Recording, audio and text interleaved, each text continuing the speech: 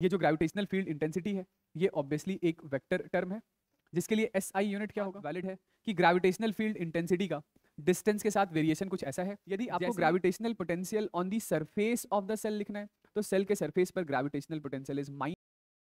चलिए अगला चैप्टर हम लोग स्टार्ट करने जा रहे हैं, ये है हमारा ग्रेविटेशन। ठीक है, रिजिड बॉडी डायनामिक्स के बाद अगला चैप्टर है ग्रेविटेशन। ठीक है, चलिए स्टार्ट करते हैं ग्रेविटेशन।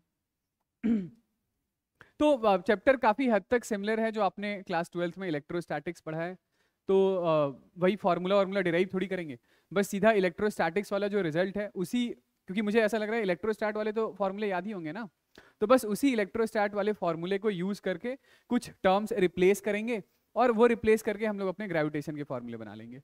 ठीक है। ग्रेविटेशन, तो सबसे पहला, जैसे ये हमारे पास कोई एक बॉडी है और ये दूसरी बॉडी है, इन दोनों बॉडीज के पास अपना मास है, इसके पास भी मास है, इसके पास भी मास है। अब बॉडी है, मैटर है, तो मास तो होगा ही ना। ठीक है, तो इस बॉडी पर एक ऐसा फोर्स काम कर रहा होता है, इस बॉडी पर एक ऐसा फोर्स काम कर रहा होता है, यही फोर्स हमारा ग्रेविटेशनल फोर्स। हाँ हेलो, अरे इधर देखिए। हाँ, यही फोर्स हमारा क्या है, ग्रेविटेशनल फोर्स है। ठीक है, तो ये जो ग्रेविटेशनल फोर्स होता है, this is a force of attraction. ये एक फोर्स ऑफ अट्रैक्शन है जो किस वजह से फॉर्म हो रहा होता है, तो this is due to mass. Alright, body में उसके मास के होने की वजह से एक म्यूचुअल फोर्स ऑफ अट्रैक्शन काम करता है, यही फोर्स हमारा ग्रेविटेशनल फोर्स होता है। ठीक है, चलिए इस ग्रेविटेशनल फोर्स के फॉर्मूले के बारे में बात करते हैं। तो ये है हमारा Newton's universal law of gravitation. ठीक है, यानी यहाँ पर लेट से हमारे पास एक पॉइंट मास है, इस पॉइंट मास का मास है m1 और एक दूसरा पॉइंट मास है m2। तो इस m1 मास के पार्टिकल पर एक फोर्स काम कर रहा है ऐसा, और m2 मास के पार्टिकल पर एक फोर्स काम कर रहा है ऐसा।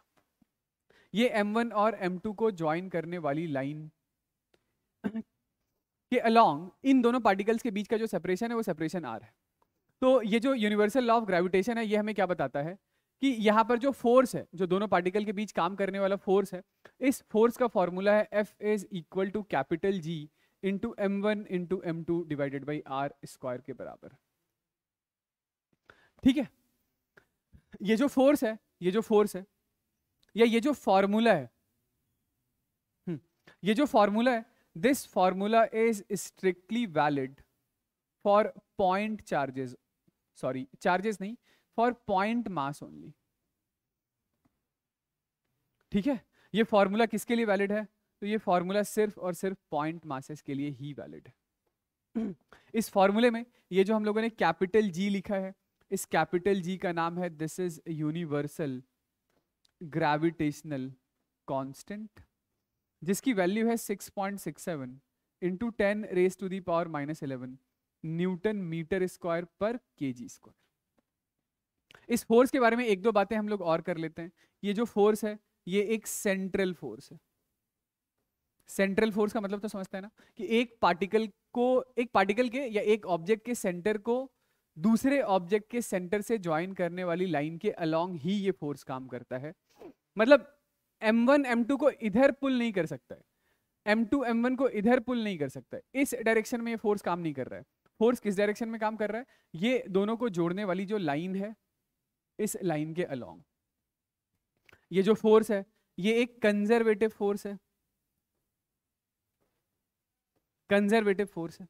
कंजर्वेटिव फोर्स है तो इसके लिए हम लोग अपनी पोटेंशियल एनर्जी डिफाइन कर लेंगे, और this force is medium independent होता है। जैसे इलेक्ट्रोस्टैटिक्स में भी आपने फोर्स का मोर और लेस ऐसा ही फॉर्मूला पढ़ा है, K Q1 Q2 by R square, लेकिन वहां पर जो K था वो इलेक्ट्रोस्टैटिक्स कांस्टेंट, वो मीडियम डिपेंडेंट होता है, और ग्रेविटेशनल फोर्स मीडियम इंडिपेंडेंट होता है। ठीक है, इसी फोर्स का यदि आपको वेक्टर एक्सप्रेशन लिखना है, वेक्टर फॉर्म, तो वेक्टर फॉर्म भी साथ साथ देखते चलिए कि ये यहां पर है, ये पहला पार्टिकल, इसका मास है m1, यहां पर ये दूसरा पार्टिकल, इसका मास है m2। तो ये 1 से 2 की तरफ जाने वाले इस वेक्टर का नाम निकाल देते हैं r वेक्टर। ये जो r वेक्टर मैंने ड्रॉ किया है, इस r वेक्टर का टेल मैंने लिया है 1 पर और इसका हेड मैंने लिया है 2 पर। तो इस m2 मास के पार्टिकल पर, इस m2 मास के पार्टिकल पर एक फोर्स काम कर रहा है, ये फोर्स ऐसा है। तो यदि आपको इस फोर्स को लिखना है, इस फोर्स का नाम निकाल देते हैं, this is force on 2 due to 1। ठीक है, तो वेक्टर फॉर्म में क्या लिखेंगे बताइए? मैग्नीट्यूड तो है हमारे पास g m1 m2 divided by r square, और ये जो फोर्स वेक्टर है ये इस r वेक्टर से अपोजिट सेंस में है, तो इसे हम लोग मल्टीप्लाई कर देंगे minus times of r cap से, minus times of r cap से। यानी कि ये जो फोर्स ऑन 2 ड्यू टू 1 है, this is equal to g m1 m2 by r cube into r vector, और आगे आ जाएगा हमारा माइनस साइन। मतलब r वेक्टर ऐसा है तो फोर्स वेक्टर ऐसा है। ऑलराइट, ये फोर्स ऑन 2 ड्यू टू 1 है, फोर्स ऑन 2 ड्यू टू 1 है। यदि आपको फोर्स ऑन 1 ड्यू टू 2 लिखना होता, यानी इस पर फोर्स लिखना होता, this is force on 1 due to 2, तो force on 1 due to 2 is minus times of force on 2 due to 1, तो माइनस माइनस ये हो जाता plus, this is g m1 m2 by r cube into r vector. ठीक है, चलिए एक सवाल बनाते हैं इसके ऊपर। ऐसा है कि ये हमारे पास 4 आइडेंटिकल पॉइंट मासेस हैं जो किसी एक सर्कुलर ट्रेजेक्ट्री पर कांस्टेंट स्पीड से मूव कर रहे हैं, और यहाँ पर सिर्फ और सिर्फ एक ग्रेविटेशनल फोर्स ऑफ, मतलब जो फोर्स है इन पार्टिकल्स के ऊपर वो सिर्फ और सिर्फ ग्रेविटेशनल फोर्स ही है। ऑलराइट, इसके अलावा कोई दूसरा फोर्स नहीं है। तो इस ग्रेविटेशनल फोर्स के इन्फ्लुएंस में ही ये चारों पार्टिकल एक सर्कुलर ऑर्बिट में एक दूसरे के अबाउट, सॉरी सी के अबाउट रिवॉल्व कर रहे हैं कांस्टेंट स्पीड v से। तो मेरा सवाल है कि टाइम पीरियड ऑफ रिवॉल्यूशन बताइए। चलिए आइए देखिए, तो आपको टाइम पीरियड बताना है, तो टाइम पीरियड बताने के लिए आपको सबसे पहले फाइंड आउट करना पड़ेगा स्पीड, वेलोसिटी। तो किसी एक पार्टिकल को पकड़ते हैं, सबकी स्पीड तो एक जैसी है, इस पर काम करने वाला, इसकी वजह से जो फोर्स है वो इस दिशा में है, फोर्स का नाम F निकाल देते हैं। तो इस पार्टिकल पर इसकी वजह से भी जो फोर्स होगा वो सेम वैल्यू का होगा, और फोर्स F इस दिशा में होगा। इन दोनों फोर्सेस का रिजल्टेंट कहाँ होगा? तो इन दोनों फोर्सेस का रिजल्टेंट 2F √2F के बराबर होगा, वो इस डायरेक्शन में होगा। और इसी डायरेक्शन में इस m मास के पार्टिकल की वजह से भी एक फोर्स काम कर रहा होगा, उसका नाम रख देते हैं F डैश। तो किसी एक पार्टिकल पर काम करने वाला जो नेट फोर्स है वो नेट फोर्स है √2F प्लस F डैश। ये √2F क्या है? F है gm स्क्वायर बाई ये वाले डिस्टेंस का स्क्वायर। तो ये 2r था, तो ये वाला डिस्टेंस कितना हो गया? ये डिस्टेंस 2r cos 45 यानी 1/√2। ये डिस्टेंस √2r के बराबर है, तो √2r का स्क्वायर यानी कि 2r square plus F dash in दोनों पार्टिकल्स के बीच का फोर्स है which is gm square upon 2r का स्क्वायर यानी कि 4r स्क्वायर। ठीक है, यहां से आप क्या कर सकते हैं कि gm square upon r square ले सकते हैं बाहर, तो दिस इज 1/√2 प्लस 1/4। इतना फोर्स है किसी एक पार्टिकल के ऊपर, और ये जो फोर्स है यही फोर्स मास इनटू एक्सेलरेशन के बराबर होगा। एक्सेलरेशन कौन सा? Centripetal acceleration which is equal to v square by R. तो ये r से ये r चला गया, एक m से ये m कैंसिल आउट हो गया, तो यहां से हमारे पास जो वेलोसिटी की वैल्यू आ रही है वो है gm/r। इसको सॉल्व करेंगे तो क्या लिखेंगे? 4 + √2/4√2 और इस पूरे का अंडर रूट। तो therefore time period of revolution is 2πr/v। ये v की वैल्यू उठाकर यहां से यहां डाल दीजिए, ये है हमारे पास टाइम पीरियड ऑफ रिवॉल्यूशन। इसके बाद नेक्स्ट हम लोग बात करते हैं about gravitational field intensity. Gravitational field intensity क्या होता है? तो ये हमारे पास कोई एक बॉडी, इस बॉडी का अपना कुछ मास है लेट से m। तो ग्रेविटेशनल फील्ड इंटेंसिटी के पहले ग्रेविटेशनल फील्ड समझ लीजिए। तो फील्ड सिंपली कहने का मतलब होता है वो रीजन या वो स्पेस जिसमें इसका ग्रेविटेशनल इफेक्ट प्रेजेंट होगा। तो उस रीजन या स्पेस को हम लोग ग्रेविटेशनल फील्ड कहेंगे। किसकी ग्रेविटेशनल फील्ड? इस बॉडी की, इसकी। मतलब इसको एक बार के लिए आप अपना सोर्स मास या सोर्स बॉडी बोल सकते हैं जिसने ये ग्रेविटेशनल फील्ड बनाया है। अब इस फील्ड की स्ट्रेंथ को मेजर करने के लिए हम लोग एक टर्म इंट्रोड्यूस कर रहे हैं जिसका नाम है ग्रेविटेशनल फील्ड इंटेंसिटी। वो ऐसे मेजर करेंगे कि इस मास के आस पड़ोस में यहां पर हम लोग एक यूनिट मास रख देंगे, लेट से इसका नाम है m0।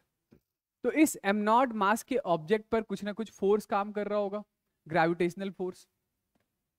तो इस पोजीशन पर gravitational field intensity simply define किया जाता है as force experienced per unit mass. मतलब सिंपल आसान शब्दों में कहने का मतलब है कि जिस पॉइंट पर आपको ग्रेविटेशनल फील्ड इंटेंसिटी निकालनी है, तो उस पॉइंट पर एक 1 kg का ऑब्जेक्ट रख दीजिए।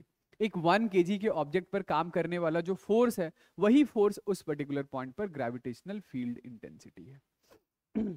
समझ गए? तो ग्रेविटेशनल फील्ड इंटेंसिटी क्या है? Simply force experienced per unit मास है। ये हमारे पास मतलब ये टेस्ट मास है, मतलब ये टेस्ट करके बता रहा है कि इस पॉइंट पर ग्रेविटेशनल फील्ड इंटेंसिटी कितनी है। ठीक है, ये जो ग्रेविटेशनल फील्ड इंटेंसिटी है, ये ऑब्वियसली एक वेक्टर टर्म है, जिसके लिए एसआई यूनिट क्या होगा? तो एसआई यूनिट फोर्स के लिए हो गया न्यूटन, मास के लिए हो गया केजी। और इसकी डायरेक्शन कहाँ होगी? तो डायरेक्शन अलोंग फोर्स होगा, मतलब जिधर फोर्स काम कर रहा है उसी डायरेक्शन में ग्रेविटेशनल फील्ड इंटेंसिटी होगा। तो हमें कुछ अलग अलग एलिमेंट्स की वजह से ग्रेविटेशनल फील्ड इंटेंसिटी का सिर्फ फॉर्मूला याद रखना है। क्या करना है? सिर्फ और सिर्फ फॉर्मूला याद रखना है। मैं एक एक करके फॉर्मूले सारे लिखता हूं, देखिएगा। सबसे पहला है हमारे पास पॉइंट मास। जैसे यहां पर हमारे पास एक पॉइंट मास है जिसके लिए मास की वैल्यू कैपिटल एम के बराबर है। यदि मैं बोलूं कि इस पॉइंट मास से आर डिस्टेंस की दूरी पर ये यहां पर कोई पॉइंट पी है, इस पॉइंट पर ग्रेविटेशनल फील्ड इंटेंसिटी बताओ। तो इस पॉइंट पर ग्रेविटेशनल फील्ड इंटेंसिटी डायरेक्टेड होगा पॉइंट मास की तरफ, क्योंकि जैसे आपने इस पॉइंट पी पर एक 1 kg का ऑब्जेक्ट रखा, तो 1 kg का ऑब्जेक्ट कहां फोर्स एक्सपीरियंस करेगा? इधर, इधर। तो ग्रेविटेशनल फील्ड इंटेंसिटी डायरेक्टेड होगा पॉइंट मास की तरफ, और यहाँ ग्रेविटेशनल फील्ड इंटेंसिटी का जो फॉर्मूला होगा that is capital G capital M by R square के बराबर होगा। मैंने कुछ नहीं किया है, बस फोर्स पर यूनिट मास कैलकुलेट किया है। ठीक है, यानी इस ग्रेविटेशनल फील्ड इंटेंसिटी का जो वेरिएशन होगा, ये ग्रेविटेशनल फील्ड इंटेंसिटी का डिस्टेंस के साथ जो वेरिएशन होगा वो कुछ ऐसा सा होगा। समझ गए? ये है हमारे पास क्या? Gravitational field intensity due two point mass. और जो डायरेक्शन है, वो डायरेक्शन आप पॉइंट मास की वजह से कह सकते हैं दिस इज रेडियली इनवर्ड। एक सवाल बताइए इस पर।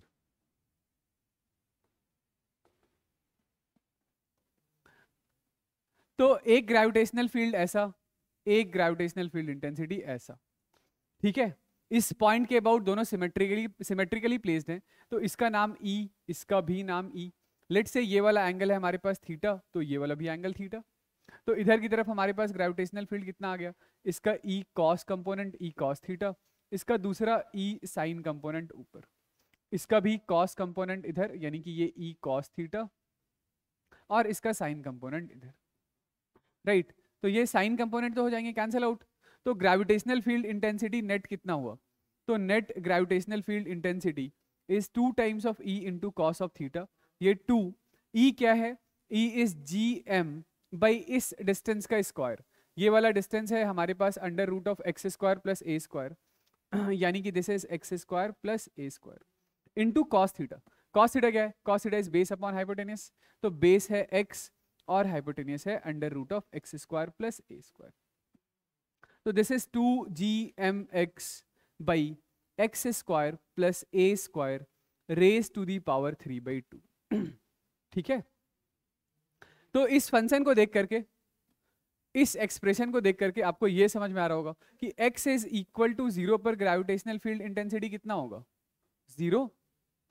ठीक है, और यदि x बहुत ज्यादा बड़ा होगा a से, मतलब x is tending towards infinity, तो वहां पर फिर से ग्रेविटेशनल फील्ड इंटेंसिटी कितना होगा? 0। ठीक है, ये x यदि काफी ज्यादा बड़ा है तो ये a 0 हो गया, नीचे x क्यूब हो जाएगा, ऊपर से नीचे कटेगा एक्स स्क्वायर हो जाएगा, तो x टेंडिंग क्या? हाँ हाँ वही, तो x टेंडिंग टुवर्ड्स इंफिनिटी पे तो फिर 0 ही हो गया ना। ओके, तो इसका जो वेरिएशन होगा ग्रेविटेशनल फील्ड इंटेंसिटी का डिस्टेंस के साथ कुछ ऐसा होगा, ऐसा। ठीक है, हाँ, ये ऐसे फंक्शंस के लिए आप चाहें तो याद रख सकते हैं कि ये जैसे ही x की वैल्यू a/√2 होती है, a/√2 या माइनस टाइम्स ऑफ a/√2, उस सिचुएशन पर ग्रेविटेशनल फील्ड इंटेंसिटी मैक्सिमम होगा। ठीक है, चलिए इसी को हम लोग फिर से बात करते हैं, मतलब ये रिजल्ट फिर से आएगा कहाँ? रिंग में। तो अब है हमारे पास नेक्स्ट एलिमेंट एक यूनिफॉर्म रिंग। ये है हमारे पास एक यूनिफॉर्म रिंग। रिंग का मास है m, रेडियस है r। तो रिंग के यदि हम लोग बिल्कुल सेंटर पर बात करें, यहाँ सेंटर पर, रिंग के सेंटर पर ग्रेविटेशनल फील्ड इंटेंसिटी कितना होगा? 0। ठीक है, रिंग के सेंटर पर ग्रेविटेशनल फील्ड इंटेंसिटी कितना होगा? 0। तो नेक्स्ट हम लोग अब रिंग के एक्सिस पे बात करते हैं। एक्सिस पे ये रिंग जिसका मास है m, रेडियस है r, यहाँ पर है लेट से हमारे पास कोई एक पॉइंट P जो यहाँ से x डिस्टेंस की दूरी पर है। तो इस पॉइंट P पर भी जो ग्रेविटेशनल फील्ड इंटेंसिटी है, उस ग्रेविटेशनल फील्ड इंटेंसिटी का एक्सप्रेशन है gmx by X square plus r square raise to the power 3/2। ठीक है, तो इसके लिए भी बिल्कुल वही बात वैलिड है कि ग्रेविटेशनल फील्ड इंटेंसिटी का डिस्टेंस के साथ वेरिएशन कुछ ऐसा है, जैसे ही डिस्टेंस की value x is equal to r/√2 या x is equal to minus times of r/√2 होता है, तो वहीं पर ये ग्रेविटेशनल फील्ड इंटेंसिटी की वैल्यू मैक्सिमम हो जाती है। ठीक है, नेक्स्ट रिंग के बाद दूसरा एलिमेंट है हमारे पास एक यूनिफॉर्म डिस्क। तो देखिए ये है हमारे पास एक यूनिफॉर्म डिस्क। ये क्या है? एक यूनिफॉर्म डिस्क। डिस्क का मास है m, रेडियस है r। तो डिस्क के लिए जो मास डेंसिटी है वो m/πr² के बराबर होगा। यहां पर ये हमारे पास एक्सिस है और इस एक्सिस पे यहां पर कोई पॉइंट है P जो यहां से x डिस्टेंस की दूरी पर है। इस पॉइंट P को डिस्क के टॉप पॉइंट से यदि हम लोग ज्वाइन करें तो इस एंगल का नाम है थीटा। यहां पर मैं आपको याद दिलाना चाहूंगा वो इलेक्ट्रोस्टैटिक्स वाला अपना रिजल्ट, कि इलेक्ट्रोस्टैटिक्स में भी आपने electric field intensity due to uniform disc का फॉर्मूला याद किया था। फॉर्मूला याद है? वहां पर फॉर्मूला था sigma upon 2 epsilon not into 1 minus cos theta. ठीक है, तो बिल्कुल इसी फॉर्मूले को यूज करके हम लोग क्या करेंगे कि यहाँ पर ग्रेविटेशनल फील्ड इंटेंसिटी अपना इस पॉइंट पर लिख देंगे। सिग्मा वहां पर चार्ज डेंसिटी होता था, तो सिग्मा यहाँ पर मास डेंसिटी हो जाएगा which is mass upon area. यहाँ पर इलेक्ट्रोस्टैटिक्स में याद कीजिए जो k था विच इज 1/4 एप्सिलॉन नॉट, तो उसे उस चीज को यहाँ पर हम लोगों ने g से रिप्लेस किया है। k इज 1/4 एप्सिलॉन नॉट, उसी चीज को यहाँ पर हम लोग रिप्लेस कर रहे हैं किससे? Capital G, universal gravitational constant से। तो यहाँ से एप्सिलॉन नॉट की वैल्यू क्या है? एप्सिलॉन नॉट की वैल्यू है 1/4 g के बराबर। ठीक है भाई, 1/4 एप्सिलॉन नॉट जो है इसी को g से रिप्लेस कर रहे हैं ना, तो एप्सिलॉन नॉट हटा करके आप लिख सकते हैं 1/4 g। तो ये है हमारे पास 2। एप्सिलॉन नॉट की जगह पर हम लोग लिखेंगे क्या? 1/4 g into 1 minus cos theta. चाहे तो आप कॉस थीटा लिखिए या cos theta is equal to ये base upon hypotenuse which is under root of X square plus R square के बराबर है, वैसा भी लिख सकते हैं। तो ये 2 टाइम्स में कैंसिल आउट हो गया। तो gravitational field intensity is 2 sigma pi into G 1 minus cos theta इतना। ठीक है, समझ गए? और ये जो ग्रेविटेशनल फील्ड इंटेंसिटी होता है, यदि इसको आपको डिस्टेंस के साथ प्लॉट करना है तो ये एक मोनोटोनिकली डिक्रीजिंग फंक्शन होता है। चलिए, डिस्क के बाद नेक्स्ट हम लोग बात कर रहे हैं अबाउट स्फीयर। तो स्फीयर मैं ऐसे एक लाइन ड्रॉ कर लेता हूं। एक साइड हम लोग बात कर लेंगे about hollow sphere. Hollow sphere को ही हम लोग शेल कहते हैं, और दूसरी साइड अबाउट सॉलिड स्फीयर।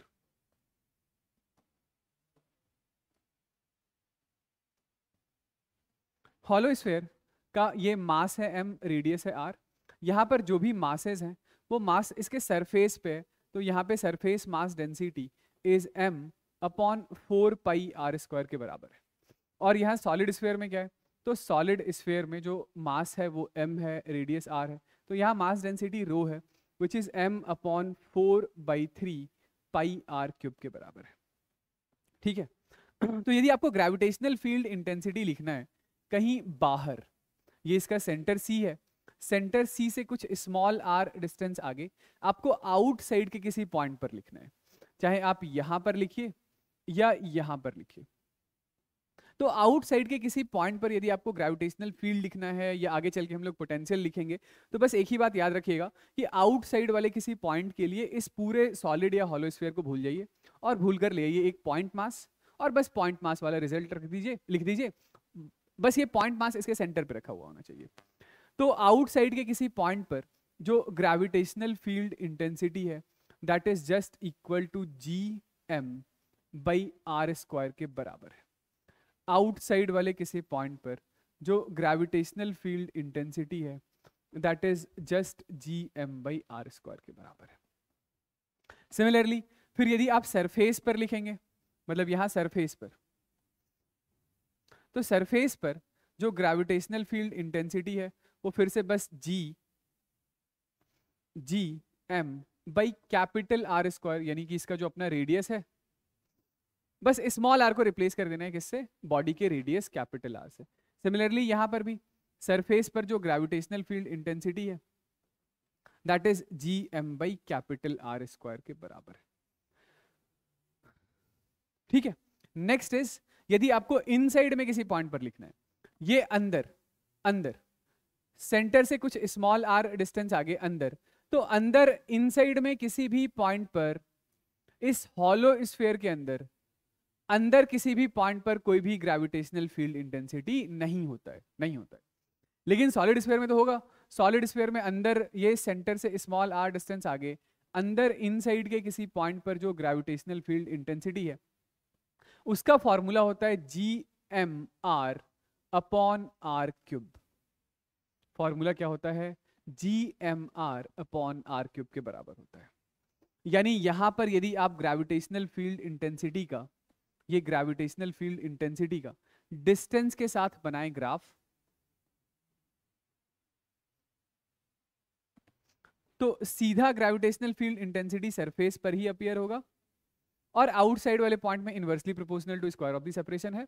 और यहाँ इनसाइड वाले पॉइंट में आप देख सकते हैं कि ग्रेविटेशनल फील्ड इंटेंसिटी का यदि डिस्टेंस के साथ आपको बनाना है ग्राफ, तो इनसाइड वाले पॉइंट पर जो ग्रेविटेशनल फील्ड इंटेंसिटी है वो डायरेक्टली प्रोपोर्शनल टू r है और आउटसाइड वाले पॉइंट पे इनवर्सली प्रोपोर्शनल टू r²। जैसे ही आप आ जाते हैं सरफेस पर, तो सरफेस पर ग्रेविटेशनल फील्ड इंटेंसिटी मैक्सिमम है, वो Gm/r² के बराबर है। Next, uniform long wire. ये हमारे पास कोई एक वायर है, इस वायर के लिए लीनियर चार्ज डेंसिटी है लैम्डा। ठीक है, तो इससे r डिस्टेंस आगे इधर किसी पॉइंट पर जो ग्रेविटेशनल फील्ड इंटेंसिटी है, उस ग्रेविटेशनल फील्ड इंटेंसिटी का एक्सप्रेशन है इलेक्ट्रोस्टैट में, याद कीजिए 2k λ/r होता था, तो यहां पर भी ये 2 एज इट इज है, ये g है, ये लैम्डा है बाई r है। This is 2g λ/r। यानी ग्रेविटेशनल फील्ड इंटेंसिटी डिस्टेंस के साथ इनवर्सली प्रोपोर्शनल टू, मतलब इनवर्स रिलेशन में है। ठीक है, जो ग्रेविटेशनल फील्ड इंटेंसिटी है this is inversely proportional to distance. Wire के बाद लार्ज शीट, तो ये ऐसा हमारे पास एक इनफाइनाइट लार्ज शीट है। ये शीट ऐसे ऊपर भी इन्फिनिटी, नीचे भी इन्फिनिटी, हर जगह इन्फिनिटी।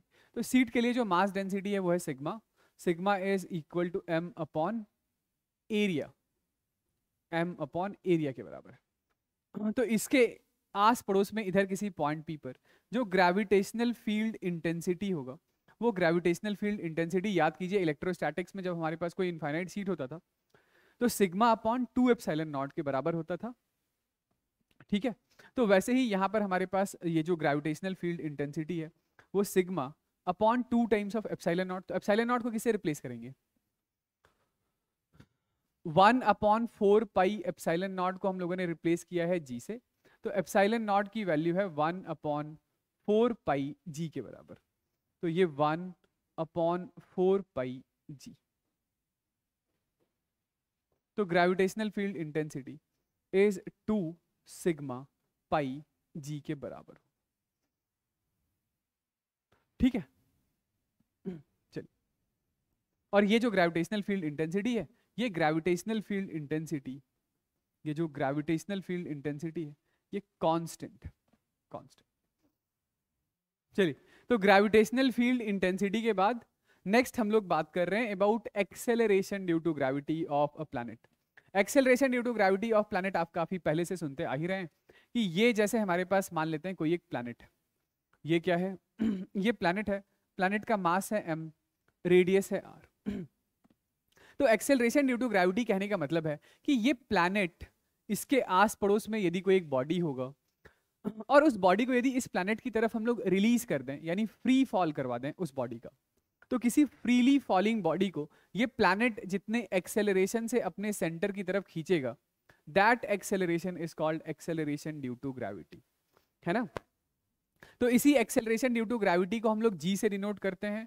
और एक्सेलरेशन ड्यू टू ग्रेविटी होगा कितना, तो उसके लिए बस आपको फोर्स लिखना है। Force is equal to g small m capital M upon r square है। This force is equal to mass into acceleration due to gravity. तो इसी एक्सेलरेशन ड्यू टू ग्रेविटी के लिए साइन है स्मॉल g का, symbol है small g का, ठीक है। This is equal to g small m capital M by r square. तो ये स्मॉल m कैंसिल आउट हो गया, तो acceleration due to gravity is gm by r square के बराबर है। gm बाई r स्क्वायर के बराबर है। यदि हम लोग अर्थ के लिए बात करें, अर्थ के लिए, तो यहां पर मास पुट करेंगे अर्थ का, रेडियस पुट करेंगे अर्थ का, तो यही वैल्यू 9.8 मीटर पर सेकेंड स्क्वायर के बराबर है। कैलकुलेशन के लिए आप इसे 10 मीटर पर सेकेंड स्क्वायर भी ले सकते हैं, पर सवाल में देख लीजिएगा क्या बताया जा रहा है, क्या लेना है। ठीक है। अच्छा, ये जो प्लैनेट है, प्लैनेट की डेंसिटी है rho, which is equal to mass upon volume. Volume is 4/3 pi R cube.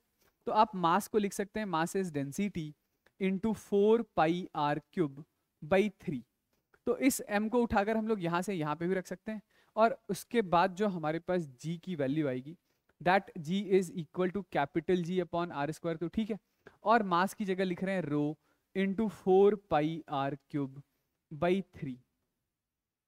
ठीक है, तो ये हमारे पास है g is equal to capital G rho, ये 4/3 पाई आर। तो ये भी g का ही एक्सप्रेशन है डेंसिटी के टर्म्स में, और ये प्लैनेट के मास और रेडियस के टर्म्स में इसका एक्सप्रेशन है। ठीक है, नेक्स्ट हम लोग इसके वेरिएशन के बारे में बात करते हैं कि जो वेरिएशन है g का, उसके बारे में किस तरीके से आपको फॉर्मूला याद रखना है, ये देखिएगा। तो पहले मैं बात कर रहा हूं variation in g with height. With height से मेरे कहने का मतलब है कि ये है हमारे पास कोई एक प्लैनेट,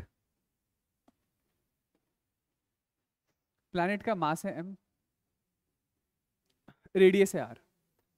अब ये जो बॉडी है हमारे पास, ये बॉडी कहीं यहां पर है, ये इस प्लैनेट से कुछ h हाइट ऊपर है। ऑलराइट, तो अभी जो इसके पास एक्सेलरेशन ड्यू टू ग्रेविटी है उसका नाम है g एट हाइट h। तो g एट हाइट h का मैं सीधा एक्सप्रेशन लिखने जा रहा हूं, आप चाहें तो फोर्स लिख लीजिए, force is equal to mass into acceleration कर दीजिए। तो इस पोजीशन पर ये जो एक्सेलरेशन है वो g into R square by R plus H के होल स्क्वायर के बराबर होता है। ठीक है, ये मेन एक्सप्रेशन है, ये g एट हाइट h का मेन एक्सप्रेशन है। इसमें बहुत सारे सवाल आपसे ऐसे पूछे जाएंगे जहां पे हाइट h r के मुकाबले बहुत ज्यादा छोटा होगा, तो आप इसका एक अप्रोक्सीमेट रिजल्ट भी याद रखिएगा, g at height h is equal to g 1 minus 2h by R के बराबर होता है। ठीक है, 1 minus times of 2h by R के बराबर होता है। लेकिन ये एक्सप्रेशन आपको सिर्फ और सिर्फ तभी लगाना है जब हाइट h r के मुकाबले काफी ज्यादा छोटा है। चलिए, ये विथ हाइट के बाद नेक्स्ट इज विथ डेप्थ। तो डेप्थ से मेरा मतलब है कि ये था हमारे पास प्लैनेट, और इसमें आप सरफेस से कुछ d डिस्टेंस नीचे आ गए, सरफेस से कुछ d डिस्टेंस नीचे आ गए, और अब यहाँ पे आप एक्सेलरेशन ड्यू टू ग्रेविटी के बारे में बात करना चाहते हैं।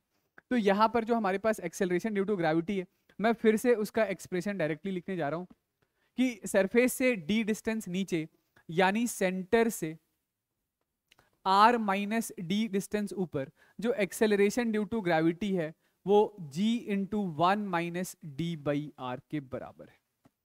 ठीक है, g into 1 minus D by R, या इसी को आप लिख लीजिए this is g r minus D by R के बराबर है। ठीक है, तो आप देख सकते हैं कि अंदर वाले रीजन में बिल्कुल सेंटर पर मतलब जब d की वैल्यू r के बराबर हो जाएगी तो एक्सेलरेशन ड्यू टू ग्रेविटी कितना हो जाएगा, 0, है ना। तो इनसाइड वाले रीजन में जो एक्सेलरेशन ड्यू टू ग्रेविटी है वो directly proportional to r minus D है, यानी r माइनस डी जैसे जैसे बढ़ेगा एक्सेलरेशन ड्यू टू ग्रेविटी वैसे वैसे बढ़ेगा। और आउटसाइड वाले रीजन में ये inversely proportional to square of r plus H था, यानी कि g का जो वेरिएशन है वो g का वेरिएशन अर्थ के सेंटर से जो डिस्टेंस है उस डिस्टेंस के साथ कुछ ऐसा है, ऐसा कि इनसाइड वाले रीजन में ये डायरेक्टली प्रोपोर्शनल टू r है और आउटसाइड वाले रीजन में 1/r²। ठीक है। चलिए, इसी g में जो वेरिएशन होता है वो अर्थ के रोटेशन की वजह से भी आता है, तो रोटेशन वाले इफेक्ट को भी याद रखिएगा। ये अर्थ है, अर्थ अपनी एक्सिस के अबाउट किसी कांस्टेंट एंगुलर वेलोसिटी ओमेगा से रोटेट कर रहा है। यहां पर ये लेट से हमारे पास कोई एक बॉडी है जिसका मास है m, और ये जो बॉडी है ये अर्थ के सेंटर से, मतलब इस प्लेन से, ये जो हमारा इक्वेटोरियल प्लेन है वो लेट से इस इक्वेटोरियल प्लेन से किसी एंगल थीटा पर, ओके। तो ये जो m मास की बॉडी है वो ऐसे किसी सर्कुलर पाथ पर सर्कुलर मोशन परफॉर्म कर रही है अर्थ के रोटेशन की वजह से, है ना। इस सर्कुलर पाथ का रेडियस हम लोग स्मॉल r मान लेते हैं। तो ये स्मॉल r कितना होगा, ये अर्थ का रेडियस r है, अर्थ का मास कैपिटल M है, तो ये small r is equal to capital R cos theta होगा।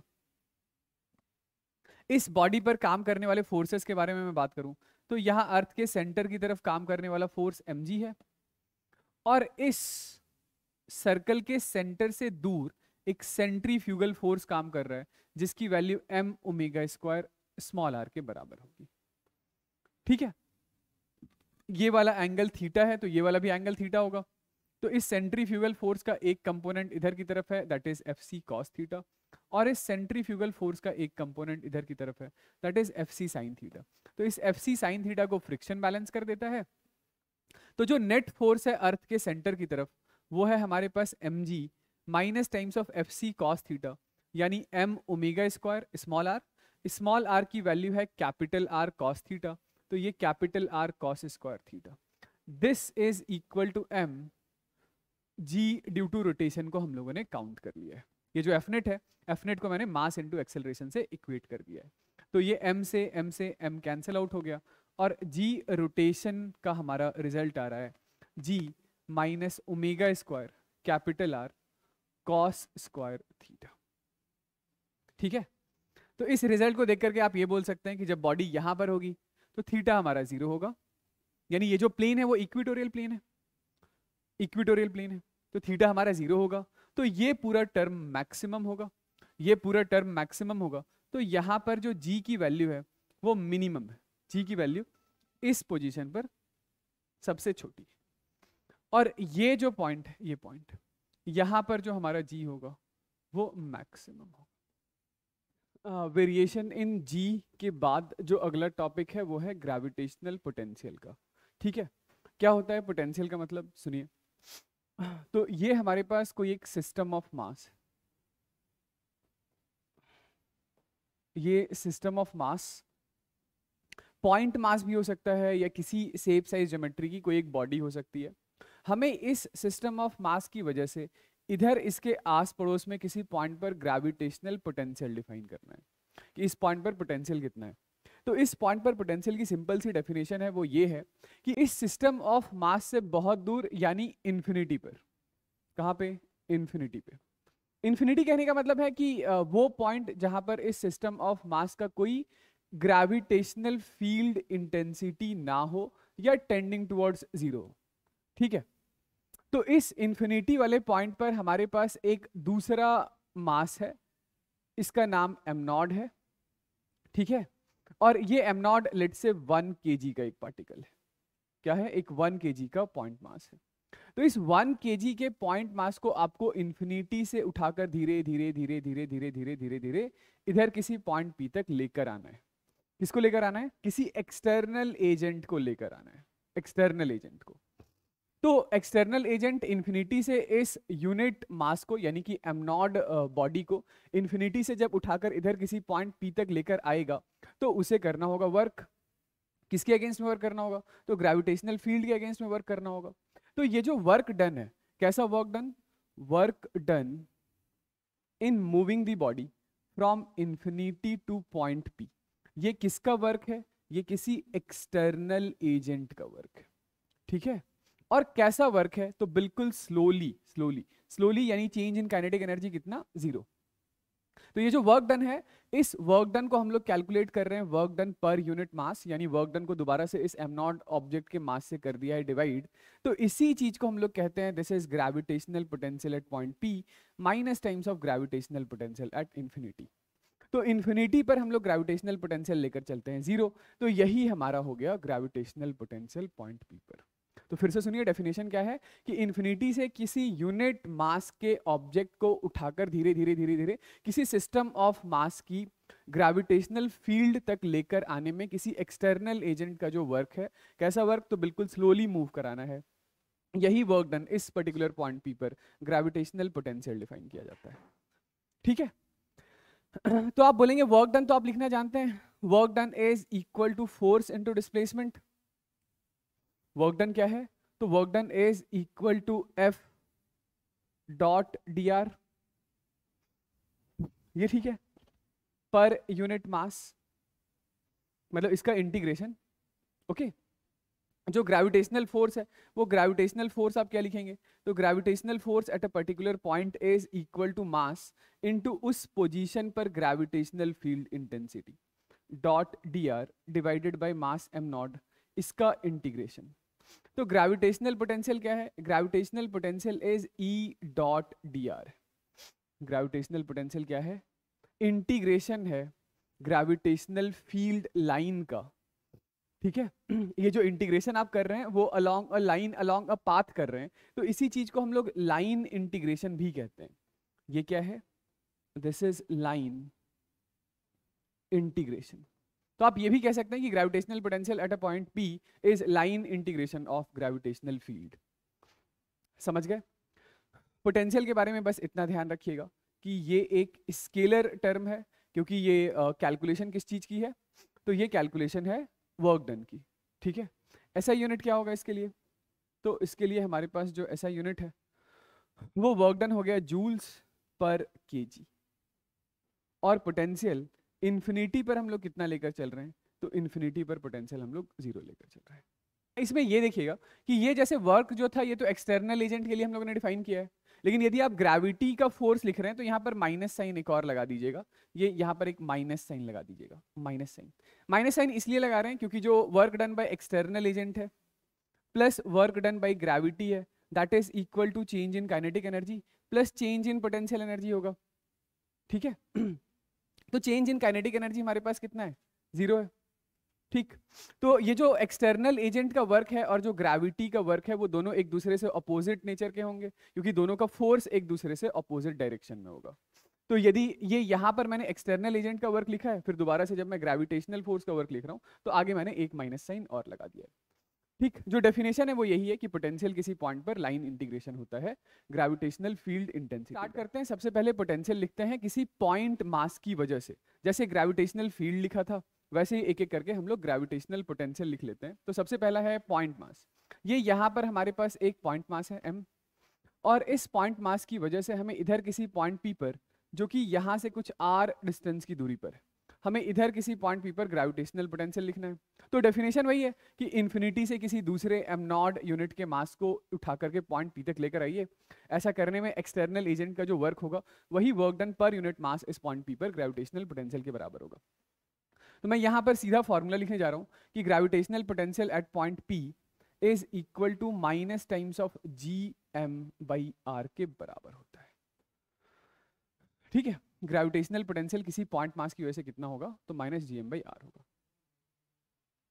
माइनस साइन का मतलब है अट्रैक्टिव फोर्स के अगेंस्ट में आपने काम किया है, ठीक है।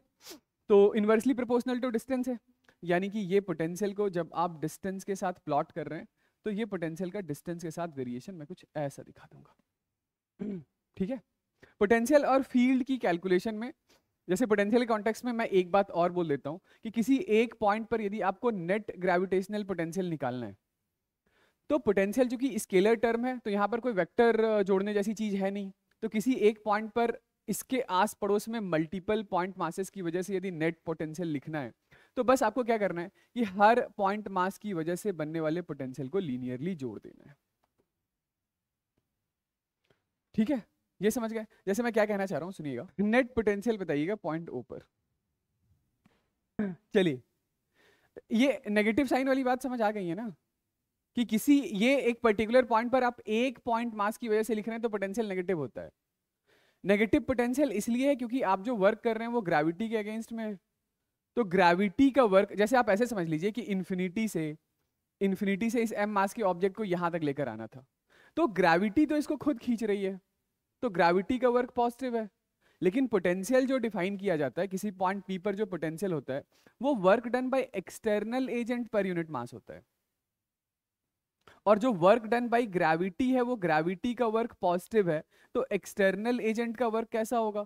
नेगेटिव होगा, क्योंकि एक्सटर्नल एजेंट जो वर्क कर रहा है वो तो ग्रेविटी के अगेंस्ट में कर रहा है। ठीक है, चलिए, आई होप ये साइन का मतलब समझ में आ गया होगा। तो मैं क्या कह रहा था कि पॉइंट ओ पर जो नेट पोटेंशियल होगा वो हर पॉइंट मास की वजह से होगा। पोटेंशियल स्केलर टर्म है, कोई डायरेक्शन वायरेक्शन तो है नहीं, तो एक पॉइंट मास की वजह से पोटेंशियल कितना होगा? एक पॉइंट मास की वजह से पोटेंशियल होगा माइनस जी एम बाई ये डिस्टेंस। ये वाला डिस्टेंस कितना होगा? ये वाला डिस्टेंस होगा a बाई √2 होगा ना। अब ऐसे ही 4 पॉइंट मासेस हैं, तो इन 4 पॉइंट मासेस की वजह से जो नेट पोटेंशियल होगा इसको 4 से मल्टीप्लाई कर दीजिए। बस यही एक लाइन का हमारा आंसर है। ठीक है ना। पॉइंट मास के बाद नेक्स्ट हम लोग आगे बढ़ते हैं और इसके बाद बात करते हैं पोटेंशियल ड्यू टू रिंग के बारे में। देखिए भाई, ये है हमारे पास एक रिंग, रिंग का मास है m, रिंग की रेडियस है r। ये है हमारे पास रिंग का सेंटर C।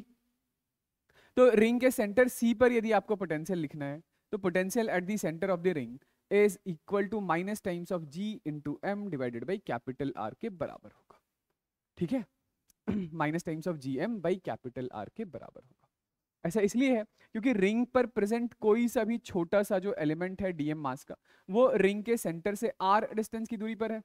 तो इस छोटे से डीएम मास के एलिमेंट की वजह से सेंटर C पर जो पोटेंशियल है वो minus G dm by R है। ऐसे ही दूसरे जितने भी डीएम मास के पार्टिकल्स हैं जो इस रिंग के सर्कमफेरेंस पर प्रेजेंट हैं, सबकी सेंटर से डिस्टेंस जो है वो r के बराबर है। तो सबको जोड़ते चले जाएंगे, integration of dm is equal to mass m, potential कितना आ जाएगा? माइनस gm बाई r के बराबर आ जाएगा। दूसरा, इसी तरीके से ये हमारे पास रिंग है और पोटेंशियल यदि आप रिंग के एक्सेस पर निकालना चाहते हैं, रिंग का मास है m, रिंग की रेडियस है r, ये यहाँ पर कोई पॉइंट है P जो रिंग के सेंटर से x डिस्टेंस की दूरी पर है। तो इस पर्टिकुलर पॉइंट P पर जो ग्रेविटेशनल पोटेंशियल है that is equal to minus gm by under root of r square plus x square के बराबर होगा। इसका भी सिंपल सा वही लॉजिक है कि यहाँ पर आपने यदि एक छोटा सा डीएम मास का एलिमेंट लिया होता तो इस डीएम मास के एलिमेंट का पॉइंट P पर, पॉइंट P से जो डिस्टेंस है, ये डिस्टेंस कितना होता? तो ये वाला distance under root of r square plus x square के बराबर होता। तो ऐसे सारे डीएम मास के पार्टिकल्स जो हैं वो पॉइंट P से सेम डिस्टेंस पर हैं और वो डिस्टेंस इतना है। ठीक है, चलिए, तो अब अगला सवाल जो था हमारे पास वो कुछ ऐसा था कि ये दो कोएक्सियल रिंग हैं, पहले रिंग का मास है m, रेडियस है r, दूसरे रिंग का मास 2m है और इसका रेडियस √3r है।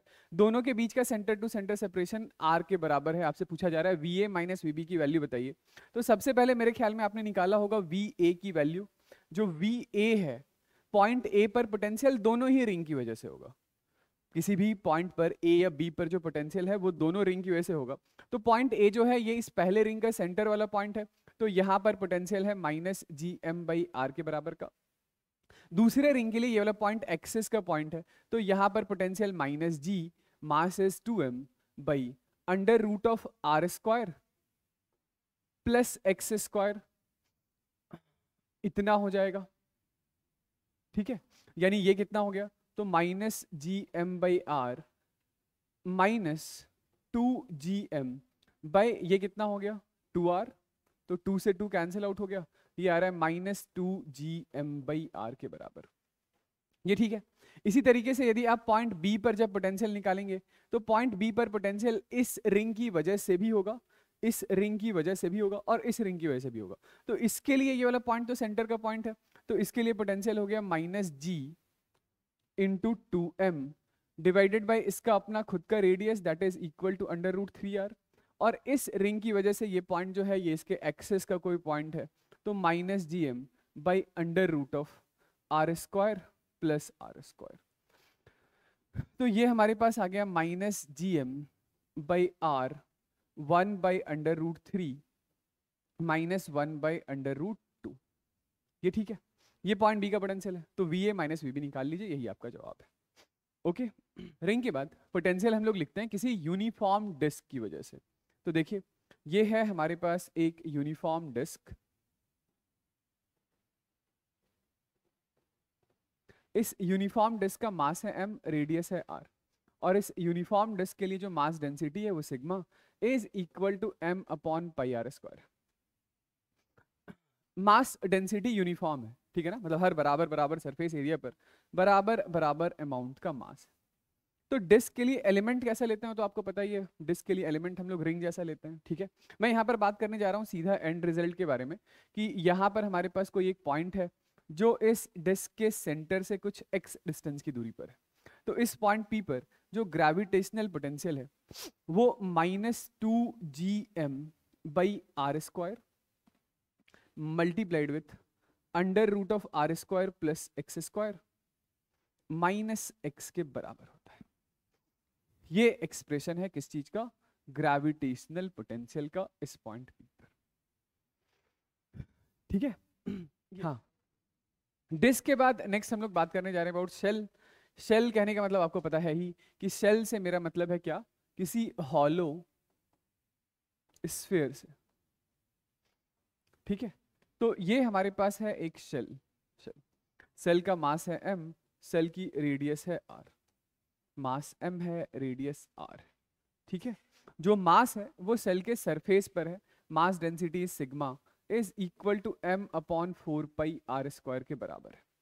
तो सबसे पहली बात कि यदि आपको इधर किसी पॉइंट P पर पोटेंशियल चाहिए जो इस सेल के सेंटर से r डिस्टेंस की दूरी पर है, तो इधर किसी पॉइंट P पर जो हमारे पास ग्रेविटेशनल पोटेंशियल का एक्सप्रेशन है, यानी potential anywhere outside the shell is equal to -gm by r के बराबर होता है, where r is the distance from the centre of the cell.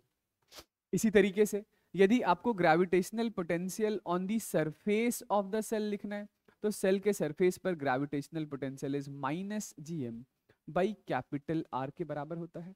और मोस्ट इंपॉर्टेंट बात कि आपको अंदर किसी पॉइंट पर ग्रेविटेशनल पोटेंशियल लिखना है, यानी कि सेल के सेंटर से कुछ स्मॉल r डिस्टेंस अंदर किसी पॉइंट पर, यानी इनसाइड के किसी पॉइंट पर ग्रेविटेशनल पोटेंशियल चाहिए, तो इनसाइड के किसी पॉइंट पर ग्रेविटेशनल पोटेंशियल होता है कांस्टेंट, और इस कांस्टेंट ग्रेविटेशनल पोटेंशियल की वैल्यू उतनी ही होती है जितनी की सरफेस पर थी।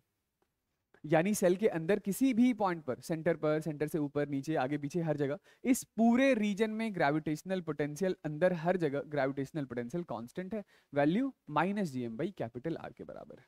काफी इंपॉर्टेंट बात है, याद रखिएगा। तो इसका मैं आपको ग्राफिकल वेरिएशन भी बना के दिखाता हूँ, y एक्सिस के लॉन्ग पोटेंशियल, x एक्सिस के लॉन्ग डिस्टेंस। तो पोटेंशियल तब तक कांस्टेंट है जब तक आप कहाँ, सरफेस पर नहीं आ गए। इस पूरे रीजन में ग्रेविटेशनल पोटेंशियल कांस्टेंट है, वैल्यू है -gm/R के बराबर, और आउटसाइड वाले पॉइंट में तो इनवर्सली प्रोपोर्शनल टू डिस्टेंस है ही सही, जैसा पॉइंट मास का होता है, ठीक है। चलिए सेल के बाद नेक्स्ट ग्रेविटेशनल पोटेंशियल हम लोग बात करने जा रहे हैं अबाउट सॉलिड स्फीयर। तो ये हमारे पास एक सॉलिड स्फीयर है, ये सॉलिड स्फीयर का ग्रेविटेशनल पोटेंशियल काफी ज्यादा इंपॉर्टेंट रहने वाला है, क्योंकि आगे चल के आप बहुत सारे प्लैनेट के बारे में पढ़ेंगे, ठीक है। तो प्लैनेट भी क्या है, प्लैनेट को भी हम लोग सॉलिड स्फीयर जैसा ही ट्रीट करेंगे, ठीक है। तो इस सॉलिड स्फीयर का मास है m, रेडियस है r, ये है सॉलिड स्फीयर का सेंटर, ये रेडियस r। तो सबसे पहली बात कि यहाँ पर मास डेंसिटी हम लोग डिफाइन करने जा रहे हैं रो, ठीक है, which is equal to mass upon volume, volume is 4/3 πr³ के बराबर है। चलिए एक एक करके देखिए, यदि आपको आउटसाइड के किसी पॉइंट पर पोटेंशियल लिखना है, सेंटर से स्मॉल r डिस्टेंस आगे, आउटसाइड किसी भी पॉइंट पर पोटेंशियल इज -gm/R, वही सेम पॉइंट मास वाला फॉर्मूला है ना। सरफेस के किसी पॉइंट पर पोटेंशियल लिखना है, potential on the surface of the shell, तो सरफेस पर पोटेंशियल इज माइनस GM/R।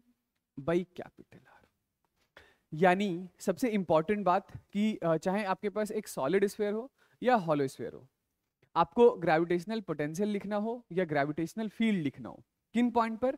तो सरफेस पर या सरफेस के बाहर किसी पॉइंट पर फील्ड लिखना हो या पोटेंशियल लिखना हो, सॉलिड स्फीयर हो या हॉलो स्फीयर हो। पॉइंट आपका सरफेस या सरफेस के बाहर का कोई पॉइंट है, तो इस हॉलो स्फीयर या सॉलिड स्फीयर को हटाकर आप एक पॉइंट मास लेकर आ सकते हैं, और वो पॉइंट मास कहाँ रखा हुआ होना चाहिए? तो इसके सेंटर पे रखा हुआ होना चाहिए, इसके सेंटर पे रखा हुआ होना चाहिए। ठीक है। नेक्स्ट इज सबसे इंपॉर्टेंट बात कि अंदर किसी पॉइंट पी पर सेंटर से कुछ स्मॉल r डिस्टेंस आगे इनसाइड में किसी पॉइंट पर जो ग्रेविटेशनल पोटेंशियल है उसका फॉर्मूला है minus times of GM/2r³ into 3r² minus small r²। ठीक है। ये इनसाइड में किसी पॉइंट P पर ग्रेविटेशनल पोटेंशियल का फॉर्मूला है। ठीक है। तो इस रिजल्ट को यूज करके यदि आपको सेंटर पे लिखना है, सेंटर पे यानी small r is equal to 0, तो gravitational potential at the centre is equal to -3/2 GM/R के बराबर होता है। ठीक है। इस चीज को यदि प्लॉट करना हो, ग्रेविटेशनल पोटेंशियल को डिस्टेंस के साथ यदि प्लॉट करना हो,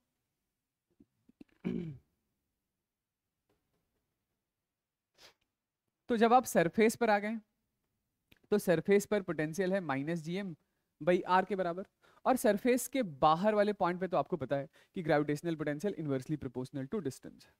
लेकिन बिल्कुल सेंटर पर ग्रेविटेशनल पोटेंशियल ज्यादा है, -3/2 GM/R के बराबर है, और इस रीजन में जो ग्रेविटेशनल पोटेंशियल है वो पैराबोलिक वेरिएशन है, मतलब पोटेंशियल पर पावर 1 है, r पर पावर 2 है, और इसका कोफिशिएंट जो है वो नेगेटिव है। तो ये पैराबोलिक वेरिएशन है पोटेंशियल का डिस्टेंस के साथ।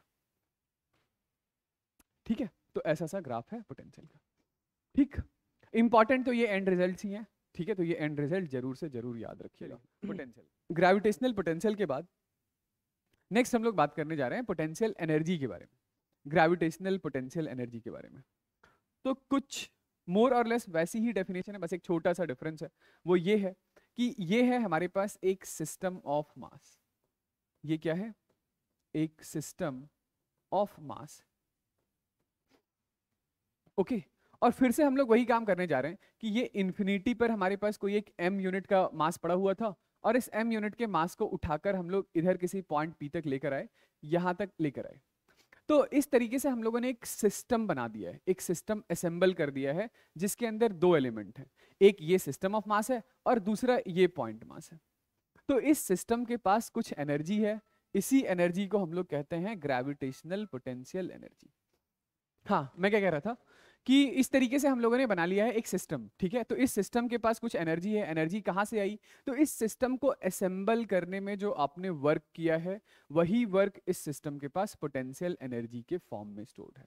समझ रहे हैं क्या कहना चाह रहा हूँ? मैं ये कहना चाह रहा हूँ कि एक्सटर्नल एजेंट ने जो वर्क किया है, एक्सटर्नल एजेंट ने जो भी वर्क किया है वही work done is equal to change in potential energy के बराबर होता है। यानी एक्सटर्नल एजेंट का work is final potential energy minus initial potential energy.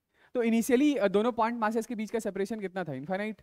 तो इनिशियल ग्रेविटेशनल पोटेंशियल एनर्जी कुछ है नहीं, जो भी पोटेंशियल एनर्जी है वो तो फाइनली है। ठीक है। अब ये कितनी है पोटेंशियल एनर्जी? तो ये जो पोटेंशियल एनर्जी है आप सीधा ऐसा लिख सकते हैं, देखिए एक 1 kg के ऑब्जेक्ट को इन्फिनिटी से यहां तक लेकर आ रहे थे, तो जो वर्क करना पड़ रहा था वो वर्क था ग्रेविटेशनल पोटेंशियल के बराबर। ठीक है। तो m kg के ऑब्जेक्ट को इन्फिनिटी से यहां तक लेकर आने में जो वर्क करना पड़ा है उसके लिए इस पोटेंशियल को m से मल्टीप्लाई कर देते हैं।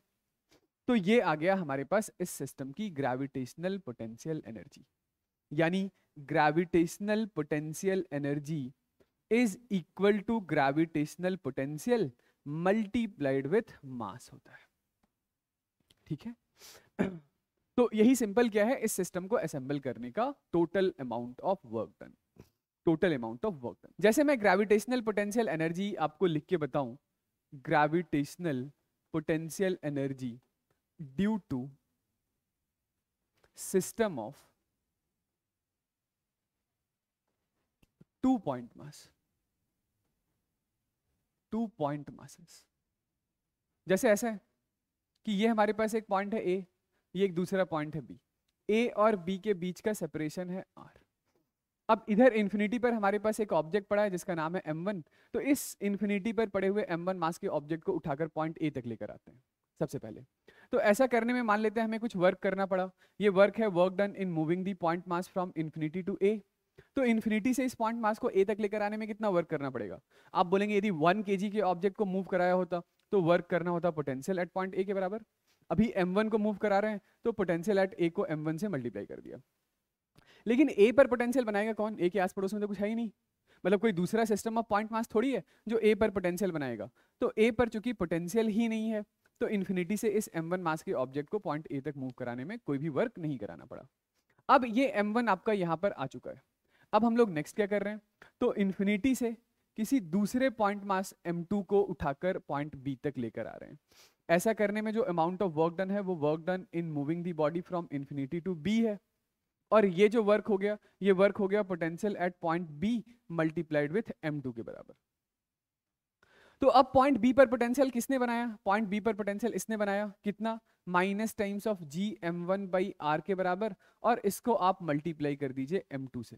तो यही हमारा टोटल वर्क डन है which is equal to minus G m1 m2 by R के बराबर है, और यही हमारे इस सिस्टम की पोटेंशियल एनर्जी है।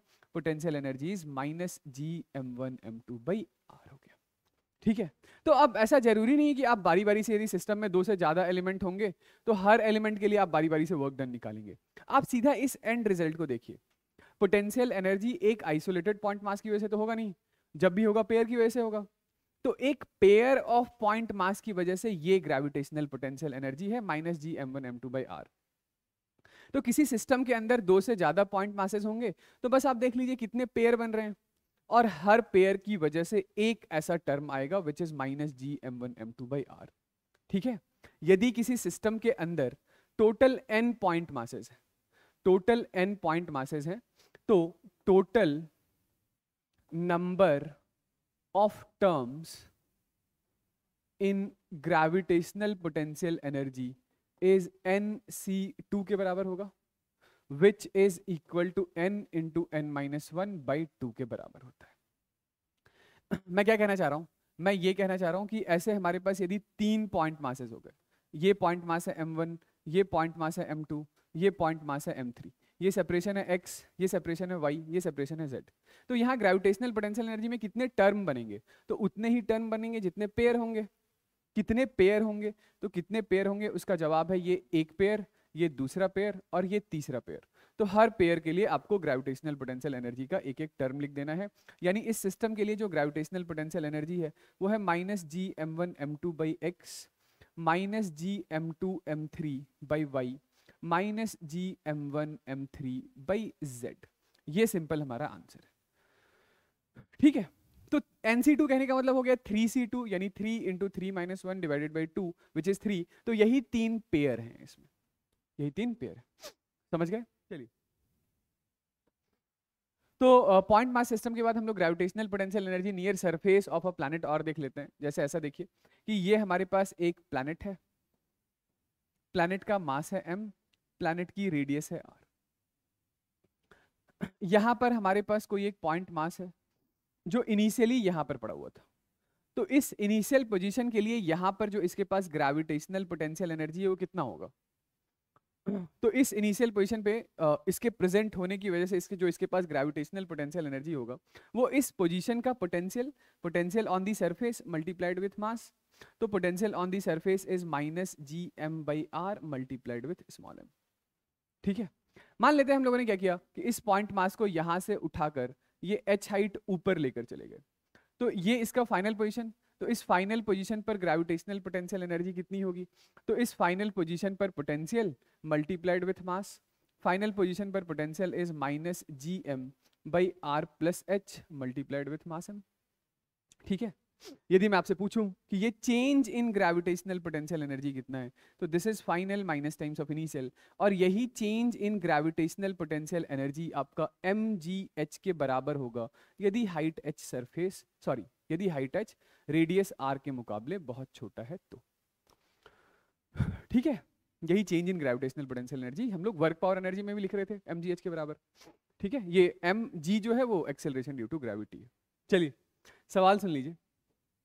सवाल ऐसा है कि अर्थ के पास यहाँ पर जब कोई ऑब्जेक्ट था तो उस ऑब्जेक्ट का वेट था 100 न्यूटन। ठीक है, इस ऑब्जेक्ट को हम लोगों ने क्या किया, तो यहाँ से उठाकर हम लोग मून तक लेकर आए। मून पे इसका वेट घटकर हो गया है 40 न्यूटन का। ठीक है, 40 न्यूटन का। तो आपको बताना है कि इस वेट का डिस्टेंस के साथ सही ग्राफिकल रिप्रेजेंटेशन कौन सा है। जब ऑब्जेक्ट को हम लोग अर्थ के सरफेस से मून की तरफ लेकर जा रहे हैं तो वेट घट रहा है, यानी कि 100 न्यूटन से वेट घटते घटते 40 न्यूटन हो जाएगा। तो कौन सा ये जो 1, 2, 3 और 4 में कौन सा करेक्ट ऑप्शन है वेट का डिस्टेंस के साथ। एक पॉइंट यहां पर बीच में कहीं ऐसा आएगा जिस पॉइंट पर की ग्रेविटेशनल फील्ड इंटेंसिटी 0 हो जाएगी। जिस पॉइंट पर ग्रेविटेशनल फील्ड इंटेंसिटी 0 हो जाएगी तो उस पॉइंट पर वेट कितना हो जाएगा, 0। ये ठीक है। और इस ऑब्जेक्ट का वेट 100 से घटकर 40 न्यूटन जो हुआ है, 100 से घटकर 40 न्यूटन जो हुआ है वो तो 40 न्यूटन 2 बार हुआ होगा। मतलब एक इधर कहीं पर भी वेट घटकर 40 न्यूटन हो गया होगा। 100 से वेट घटते घटते घटते घटते 40, यहाँ पर 0, यहाँ से 0 से बढ़ते बढ़ते बढ़ते बढ़ते 40। तो आप देख सकते हैं कि 40 न्यूटन 2 बार वेट, एक बार यहाँ पर हुआ है, एक बार यहाँ पर हुआ है, एक बार 0 हुआ है। तो third is the correct explanation. Next हम लोग स्टार्ट करने जा रहे हैं। अगला टॉपिक हमारा ये है एस्केप वेलोसिटी। एस्केप वेलोसिटी सुनिएगा, एस्केप वेलोसिटी क्या होता है। तो ये हमारे पास है कोई एक प्लैनेट। ये क्या है, एक प्लैनेट। प्लैनेट का मास है m और ये प्लैनेट का रेडियस है r के बराबर। ठीक है, तो एस्केप कहने का मतलब ये है कि यहाँ पर हमारे पास कोई ऑब्जेक्ट है, इस ऑब्जेक्ट का कुछ मास है m। तो इस ऑब्जेक्ट को हम लोग कितनी मिनिमम वेलोसिटी से थ्रो करें, वो मिनिमम वैल्यू ऑफ वेलोसिटी क्या रखी जाए जिससे इस ऑब्जेक्ट को हम लोग यहाँ इस पोजीशन से थ्रो करें। तो इस पोजीशन से थ्रो करने के बाद ये जो बॉडी है वो इस प्लैनेट के ग्रेविटेशनल इन्फ्लुएंस को छोड़कर बाहर निकल जाए। ग्रेविटेशनल इन्फ्लुएंस को छोड़कर बाहर निकल जाए से मेरे कहने का मतलब है कि ये जो बॉडी है वो दोबारा से घूमकर इस प्लैनेट पर ना पहुंचे, ना लौटे। देखिए, यदि आप किसी छोटी मोटी स्पीड से थ्रो करेंगे तो ये थोड़ा ऊपर जाएगा, रुकेगा, घूमकर वापस आ जाएगा। और हायर स्पीड से थ्रो करेंगे और ऊपर जाएगा, फिर घूमेगा और घूमकर दोबारा से सरफेस पर आ जाएगा।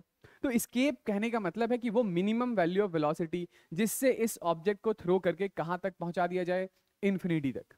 अब इन्फिनिटी पर पहुंचकर भले ही ऑब्जेक्ट के पास वेलोसिटी 0 हो या 0 से थोड़ी सी ज्यादा हो, हमें उससे कोई फर्क नहीं पड़ता है। बस दोबारा से घूमकर बॉडी इस प्लैनेट के सरफेस तक नहीं आना चाहिए। उसी वैल्यू ऑफ वेलोसिटी को कहते हैं एस्केप वेलोसिटी। तो एस्केप वेलोसिटी की कैलकुलेशन के लिए हम लोग क्या करते हैं, तो कुछ नहीं, बस सिर्फ टोटल मैकेनिकल एनर्जी कंजर्व कर देते हैं, एज्यूमिंग कि इस रीजन में कोई भी एयर रेजिस्टेंस या फ्रिक्शन नहीं है। तो जो वर्क है वो सिर्फ और सिर्फ प्लैनेट की ग्रेविटेशनल फील्ड का है। ग्रेविटेशनल फोर्स कंजर्वेटिव फोर्स है, तो हेंस मैकेनिकल एनर्जी तो कांस्टेंट रहेगी। यानी कि शुरुआत की काइनेटिक एनर्जी प्लस शुरुआत का पोटेंशियल एनर्जी बराबर होना चाहिए बाद की काइनेटिक प्लस बाद के पोटेंशियल एनर्जी के बराबर।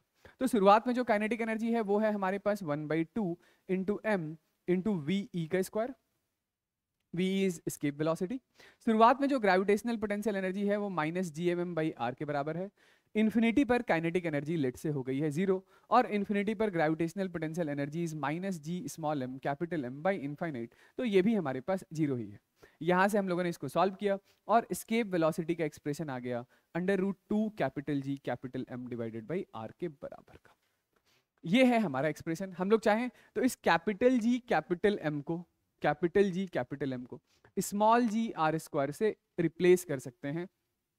तो एस्केप वेलोसिटी का हमारे पास एक्सप्रेशन √2/r तो ठीक है, और capital G capital M is small g r square के बराबर होगा। ये कैंसिल आउट हो गया, तो escape velocity is √2 into g into r के बराबर होता है। ठीक है, ये है हमारे पास एस्केप वेलोसिटी का एक्सप्रेशन। ठीक है, एस्केप वेलोसिटी यदि हम लोग अर्थ से बात करें, अर्थ, तो अर्थ से जो एस्केप वेलोसिटी है वो है 11.2 किलोमीटर पर सेकंड के आस पड़ोस के। ये कोई छोटी मोटी वैल्यू नहीं है, बहुत हायर वैल्यू ऑफ वेलोसिटी है, ठीक है। हाँ, प्रैक्टिकली ये वैल्यू जो है एस्केप कराने के लिए किसी ऑब्जेक्ट को वो इससे भी ज़्यादा बड़ा चाहिए होगा, क्योंकि यहाँ पर हम लोगों ने एयर रेजिस्टेंस या फ्रिक्शन कंसीडर नहीं किया है, तो प्रैक्टिकली इससे ज़्यादा होगा। दूसरा, आप देख सकते हैं कि ये जो एस्केप वेलोसिटी का एक्सप्रेशन है, ये इस ऑब्जेक्ट के मास पर डिपेंड नहीं कर रहा है। किस पर डिपेंड नहीं कर रहा है? ऑब्जेक्ट के मास पर डिपेंड नहीं कर रहा है, ये डिपेंड कर रहा है प्लैनेट के मास और प्लैनेट के रेडियस पर, ठीक है, प्लैनेट के मास और रेडियस पर। तो ये डिपेंड किस पर करेगा? ये डिपेंड ऑब्वियसली करेगा पोजीशन पर।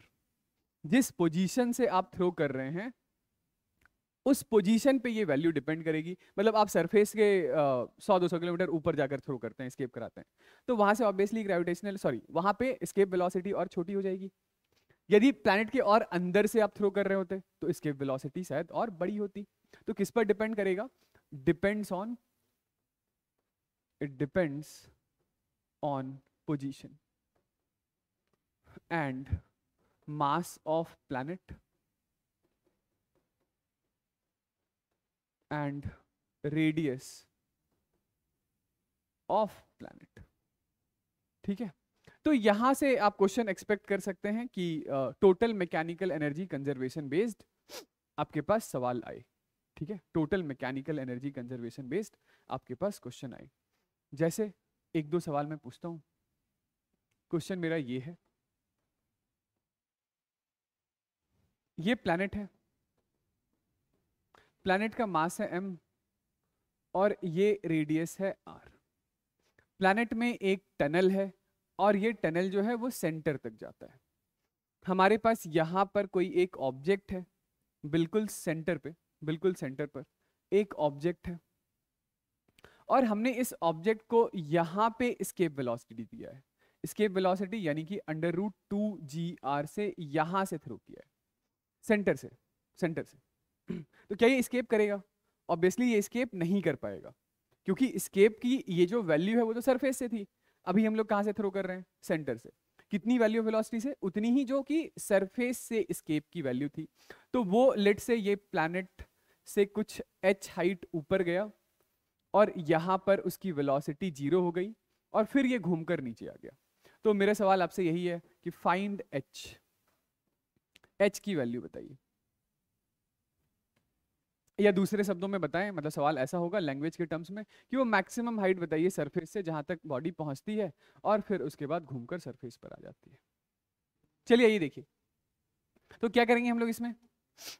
तो जैसा मैंने बताया कि ऐसे सवालों में बस एक ही चीज करना होता है, वो है हमारा टोटल मैकेनिकल एनर्जी कंजर्व करना होता है। टोटल मैकेनिकल एनर्जी कंजर्वेशन से मेरे कहने का मतलब है initial kinetic plus initial potential is equal to final kinetic plus final potential से। तो शुरुआत में काइनेटिक एनर्जी कितनी है? शुरुआत में काइनेटिक एनर्जी है हाफ m इंटू इस वेलोसिटी का square which is 2 times of g into r के बराबर होगा, प्लस शुरुआत में पोटेंशियल एनर्जी, यानी ये जो पोटेंशियल है ये सेंटर पे लिखना है। तो सेंटर पे पोटेंशियल कितना होगा? सेंटर पे पोटेंशियल इज -3/2 gm/r, ये तो सेंटर पर पोटेंशियल है, मल्टीप्लाइड विथ ऑब्जेक्ट का मास। सेंटर पर अभी अभी हम लोगों ने सॉलिड स्फीयर के लिए पोटेंशियल लिखा -3/2 gm/r था, इसको हम लोगों ने मास से मल्टीप्लाई कर दिया। ये जब h हाइट तक आया तो यहाँ पर इसकी काइनेटिक एनर्जी हो गई 0, क्योंकि ये यहाँ पर रुक गया था। और इस पोजीशन पर जो ग्रेविटेशनल पोटेंशियल एनर्जी है वो -gmm/r + h, ठीक है। तो इसमें हम लोग करेंगे क्या कि जहां कहीं पर ये m तो सबसे पहले कैंसिल आउट कर देता हूं, और इस कैपिटल G कैपिटल M को मैं स्मॉल g r² से रिप्लेस कर दूंगा। सॉल्व करने के बाद हमारे पास ये जो हाइट h की वैल्यू है वो r के बराबर आ जाएगी, ठीक है।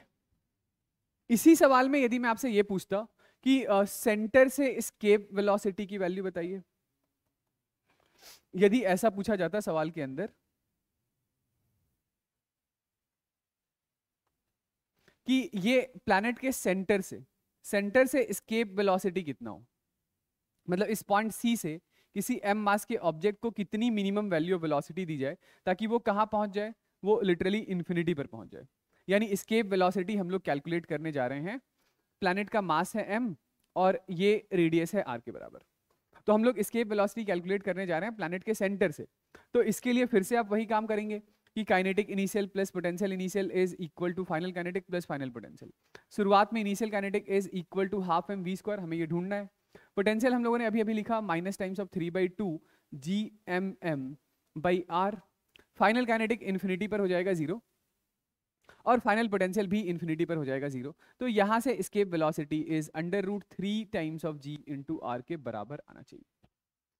ठीक है, चलिए तो एस्केप के बाद नेक्स्ट हम लोग बात करने जा रहे हैं about motion of a satellite. Motion of a satellite, देखिए मोशन ऑफ सैटेलाइट में क्या है कि ये हमारे पास एक प्लैनेट है, इस प्लैनेट का मास है m और रेडियस है r के बराबर।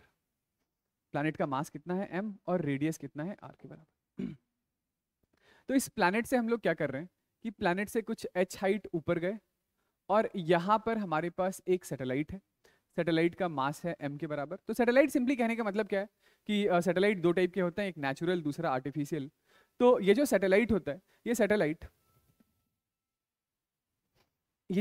होता है वो सैटेलाइट सिंपली अपने से किसी दूसरे मच हैवियर बॉडी के अबाउट एक फिक्स्ड ऑर्बिट में कंटिन्यूअसली रिवॉल्व करता रहता है। एक फिक्स्ड ऑर्बिट में कंटिन्यूअसली क्या करता है, रिवॉल्व करता रहता है। ठीक है, तो सबसे पहले इस सैटेलाइट के लिए हम लोग बात करने जा रहे हैं अबाउट ऑर्बिटल वेलोसिटी के बारे में। ऑर्बिटल वेलोसिटी को हम लोग v0 से डिनोट करेंगे। ऑर्बिटल वेलोसिटी सिंपली कहने का मतलब है कि ये वो वैल्यू ऑफ वेलोसिटी है या ये वो स्पीड है जितनी स्पीड से यदि आपने इस m मास के सैटेलाइट को यहां से थ्रो किया तो वो इस ऑर्बिट में सेट हो जाएगा। ऑर्बिट में सेट हो जाएगा से मेरे कहने का मतलब है कि वो आकर के इस प्लैनेट पर नहीं गिरेगा, बल्कि वो कंटिन्यूअसली इस सर्कुलर ऑर्बिट में रिवॉल्व करता रहेगा सच दैट इस सैटेलाइट की जो टोटल मैकेनिकल एनर्जी होगी वो बिल्कुल कांस्टेंट रहेगी। ठीक है, तो चलिए इस ऑर्बिटल वेलोसिटी की वैल्यू कैलकुलेट करते हैं। तो ऑर्बिटल वैल्यू की वेलोसिटी कैलकुलेट करने के लिए हमें कुछ नहीं करना है, सबसे पहले तो इस पर नेट फोर्स लिख लेते हैं। तो नेट फोर्स इकलौता फोर्स है, कौन सा, ग्रेविटेशनल फोर्स। और वो ग्रेविटेशनल फोर्स कितना है, तो gravitational force is equal to G small M capital M divided by R plus H का होल स्क्वायर के बराबर है।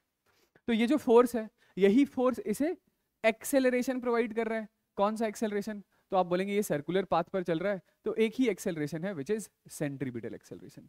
तो F net is equal to satellite का mass into acceleration, acceleration centripetal is v square by r, this is g small m capital M by r plus h का whole square. या ये small r भी basically किसके बराबर है, तो this is r plus h। ठीक है, तो ये एक r प्लस h से ये कैंसिल आउट हो गया, m से m कैंसिल आउट हो गया, तो orbital velocity is under root of gm by r plus h के बराबर है।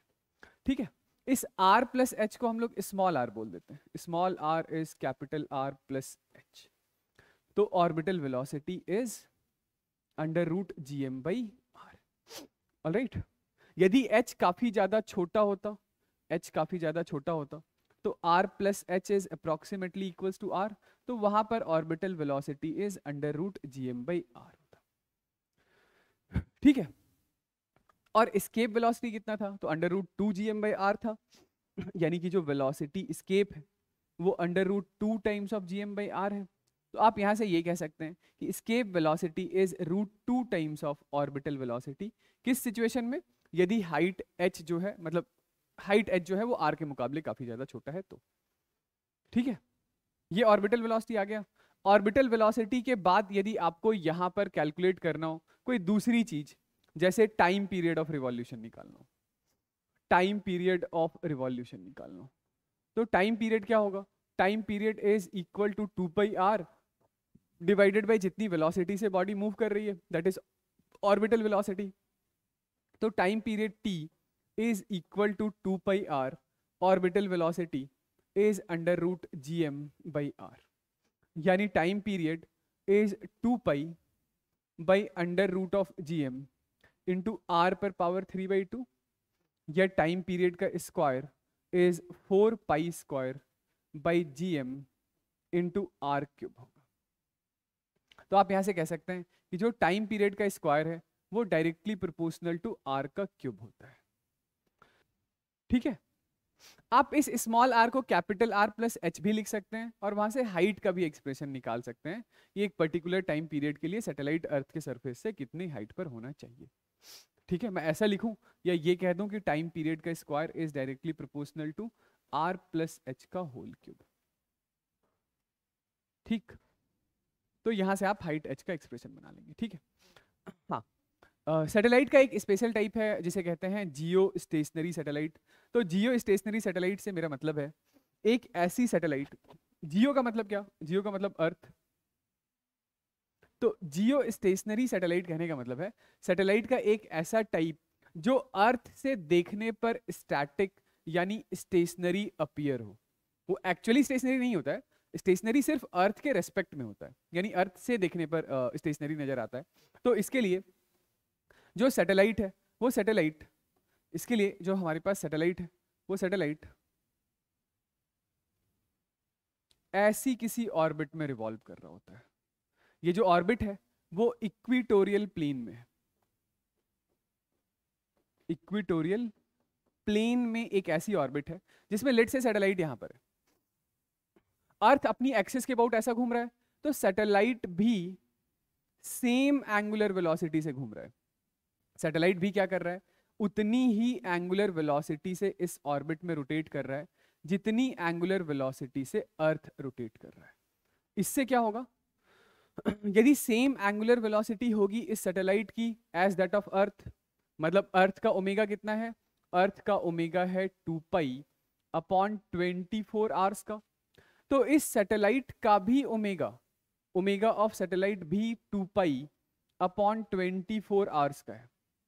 इससे क्या होगा, तो इससे ये होगा, इससे ये होगा कि जैसे आप मान लेते हैं कि सैटेलाइट यहां पर है, आप यहां खड़े हैं, तो आपने देखा सैटेलाइट आपको सीधा आपके सर के ऊपर नजर आ रहा है, 12 घंटे में आप घूमकर यहां से यहां आ गए, तो सैटेलाइट भी 12 घंटे में घूमकर यहां से यहां आ गया, यानी ये सैटेलाइट आपको कहां दिखाई दे रहा है, तो हमेशा आपके सर के ऊपर दिखाई दे रहा है, यानी अर्थ से देखने पर ये सैटेलाइट स्टैटिक यानी कि रेस्ट पर नजर आ रहा है।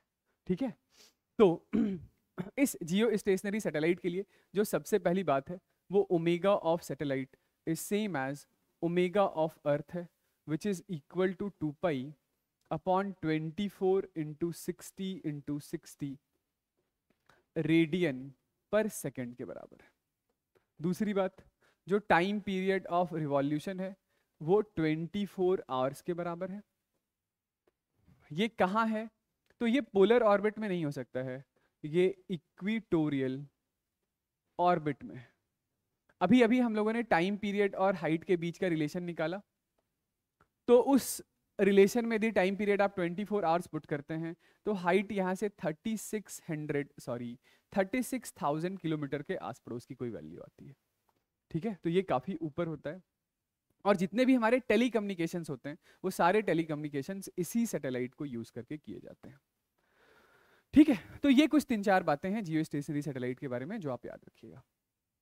ठीक है, हाँ, इसके बाद जो सेंस ऑफ रोटेशन है वो सेंस ऑफ रोटेशन भी सेम है, जो सेंस ऑफ रोटेशन है सैटेलाइट का वो सेम एज अर्थ है। अर्थ जिस सेंस में रोटेट हो रही है सैटेलाइट भी उसी सेंस में रोटेट हो रहा है। चलिए देखिए next, energy of revolving satellite. Revolving satellite के पास 2 एनर्जी होगी, ये जैसे है हमारे पास प्लैनेट,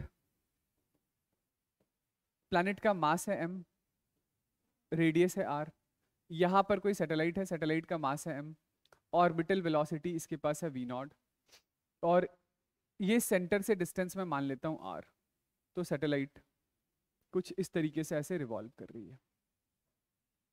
तो काइनेटिक एनर्जी कितना होगा इसके पास, kinetic energy half m orbital velocity का स्क्वायर, यानी काइनेटिक एनर्जी है 1/2 m gm बाई r का, मतलब ये under root gm by r हो जाएगा, तो this is equal to g small m capital M by 2r।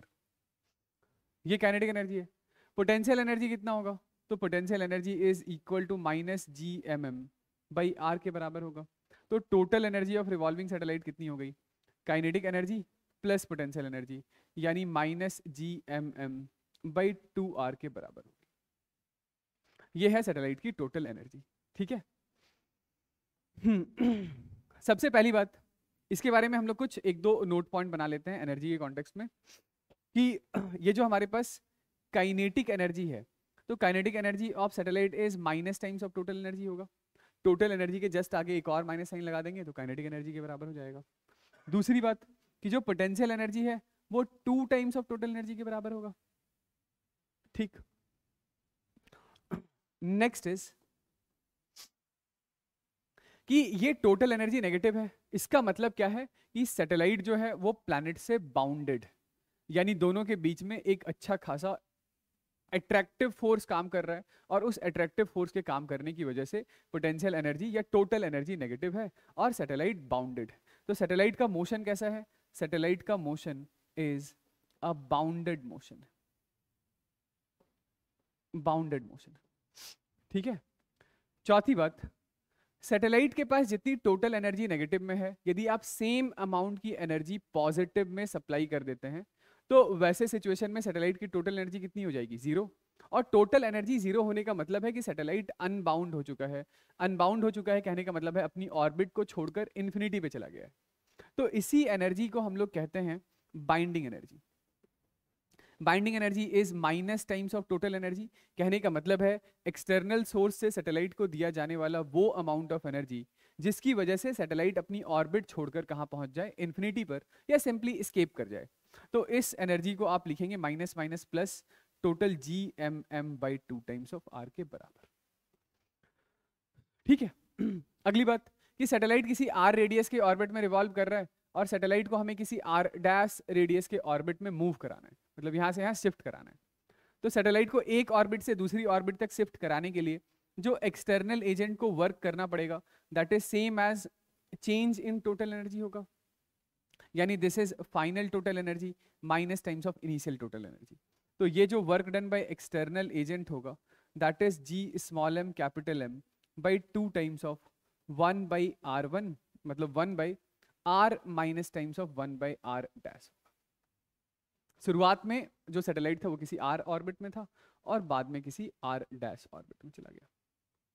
ठीक है। तो इतना वर्क करना पड़ेगा एक्सटर्नल एजेंट को सैटेलाइट को एक ऑर्बिट से उठाकर दूसरी ऑर्बिट तक लेकर जाने में। समझ गए? तो ये 4-5 पॉइंट याद रखिएगा। एनर्जी वाली बात थोड़ी सी इंपॉर्टेंट है कि एनर्जी का जो रिलेशन है वो रिलेशन याद रखिएगा। इस पर बेस्ड आते हैं सवाल।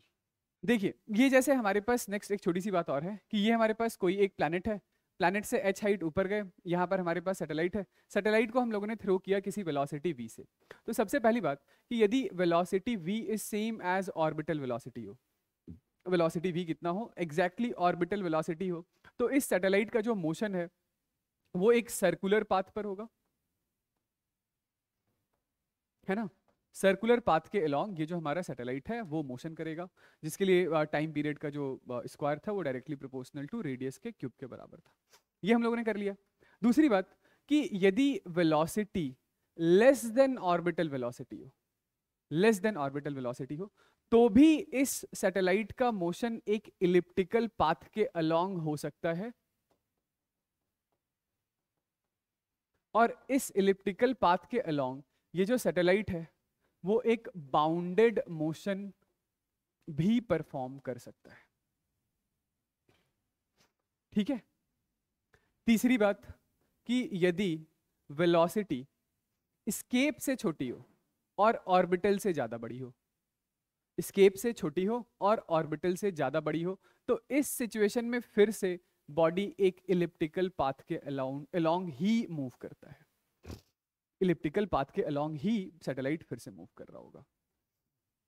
चौथी बात, यदि velocity exactly equals to escape velocity है तो एस्केप वेलोसिटी वाले सिचुएशन में ये जो बॉडी है वो ऑब्वियसली एक अनबाउंडेड मोशन परफॉर्म करेगा, यानी कि इस प्लैनेट के ग्रेविटेशनल इन्फ्लुएंस को बॉडी छोड़कर बाहर निकल जाएगा, और जो ट्रेजेक्ट्री ये फॉलो करेगी वो एक पैराबोलिक पाथ होगा। पैराबोलिक पाथ के अलोंग बॉडी जो है वो एस्केप हो जाएगी, एस्केप हो जाएगी यानी कि इन्फिनिटी तक पहुंच जाएगी। और यदि वेलोसिटी आपकी एस्केप से भी ज्यादा बड़ी है तो ऑब्वियसली एक अनबाउंडेड मोशन होगा, यानी बॉडी फिर से एस्केप तो ऑब्वियसली करेगी, लेकिन जो पाथ होगा वो पाथ हाइपरबोलिक पाथ होगा।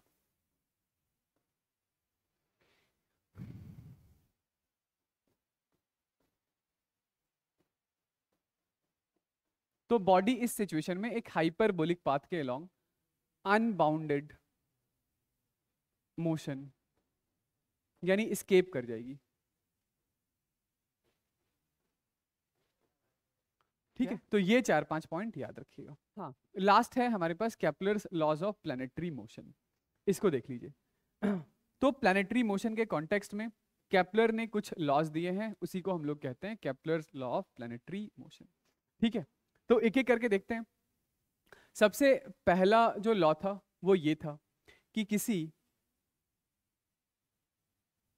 प्लैनेट के अबाउट या सन के अबाउट किसी प्लैनेट का मोशन या किसी प्लैनेट के अबाउट किसी सैटेलाइट का मोशन एक ही चीज है।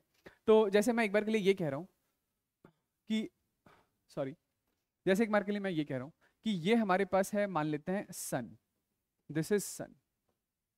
तो सन के अबाउट किसी प्लैनेट का मोशन या तो किसी सर्कुलर ऑर्बिट पर होगा, मतलब ये प्लैनेट है और ये प्लैनेट सन के अबाउट किसी सर्कुलर ऑर्बिट पर चल रही है, या नहीं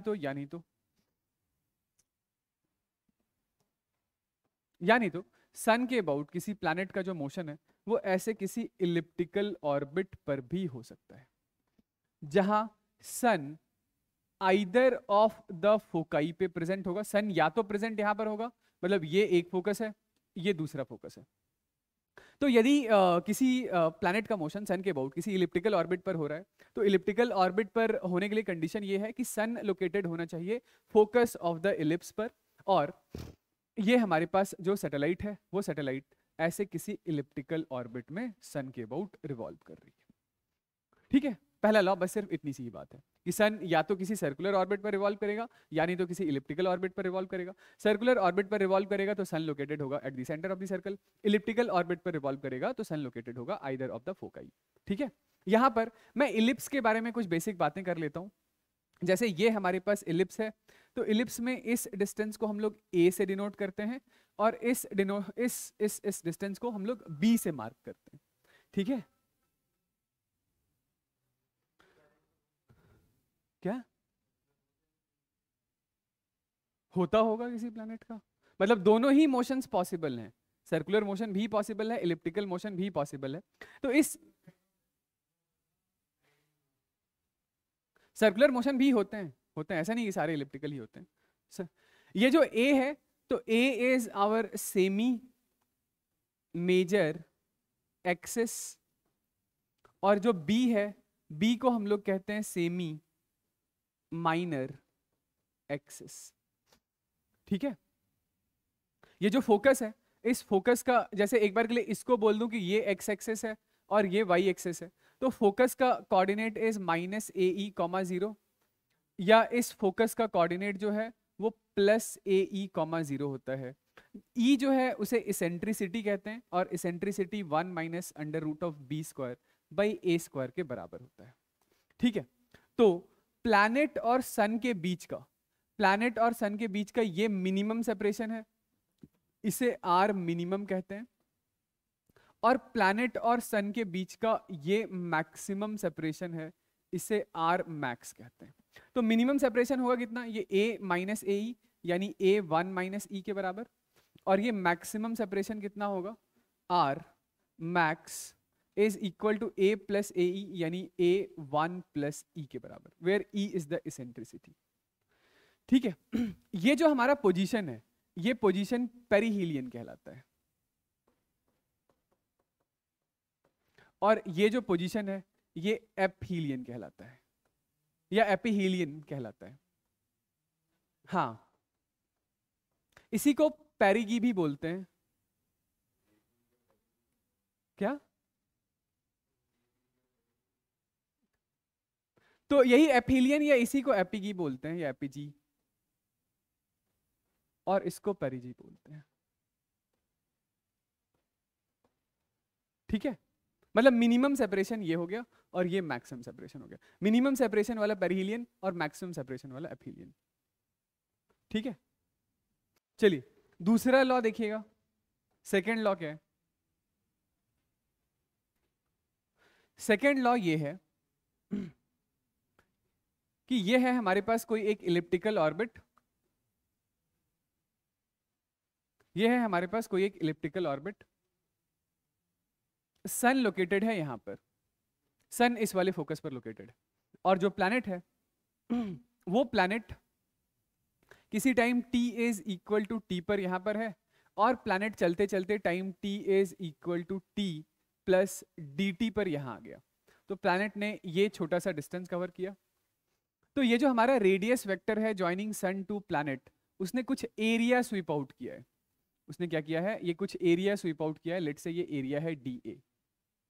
तो इस dt टाइम इंटरवल के अंदर radius vector joining from sun to planet ने स्वीप आउट किया है ये dA एरिया के बराबर। तो हम लोग यहाँ पर डिफाइन करते हैं एरियल वेलोसिटी, और ये एरियल वेलोसिटी क्या होगा, तो areal velocity is area swept per unit time होगा, यानी dA बाई dt होगा। तो केपलर का ये जो सेकेंड लॉ है, केपलर का ये जो सेकेंड लॉ है, वो सेकेंड लॉ हमें ये बताता है कि ये एरियल वेलोसिटी कांस्टेंट होता है। एरियल वेलोसिटी कैसा होता है, कांस्टेंट होता है, यानी कि radius vector joining from sun to planet sweep out करता है equal area in equal time interval. मेरे कहने का मतलब है कि प्लैनेट जब चलते चलते कभी यहां आएगा तो dt टाइम के अंदर वो फिर से सेम एरिया स्वीप आउट करेगा, dt टाइम के अंदर वो फिर से सेम एरिया स्वीप आउट करेगा। ये वाला एरिया भी कितना है, ये वाला एरिया भी dA है। फिर जब प्लैनेट चलते चलते यहां आएगा तो वो फिर से सेम एरिया स्वीप आउट करेगा, dt टाइम के अंदर ये वाला एरिया भी A। तो यहां से आपको इस फिगर को देख करके क्लियरली ये समझ में आ रहा होगा कि जब प्लैनेट यहां से गुजर रहा है तो लेट से उस समय उसकी वेलोसिटी v1 है, और जब प्लैनेट यहां से गुजर रहा है तो उस समय उसकी वेलोसिटी v2 है। तो ऑब्वियसली ये v2 की वैल्यू ज्यादा बड़ी होगी v1 से, क्योंकि ये जो ट्राइंगल बन रहा है तो उस ट्राइंगल में हाइट काफी ज्यादा बड़ा है तो बेस छोटा होगा, ये जो ट्राइंगल बन रहा है उसमें हाइट छोटा है तो बेस काफी ज्यादा बड़ा होगा। तो जब प्लैनेट सन के क्लोजर होता है तो उस समय उसकी स्पीड ज्यादा होती है, और प्लैनेट सन से जितना दूर होता है तो उस समय उसकी स्पीड उतनी छोटी होती है। ये ठीक है। इस एरियल वेलोसिटी की वैल्यू कितनी है ये भी याद रखिएगा। तो ये जो dA बाई dt होता है, this is equal to L divided by 2m के बराबर होता है। This is equal to L divided by 2m के बराबर है। ये L क्या है, तो L is angular momentum of planet about सन।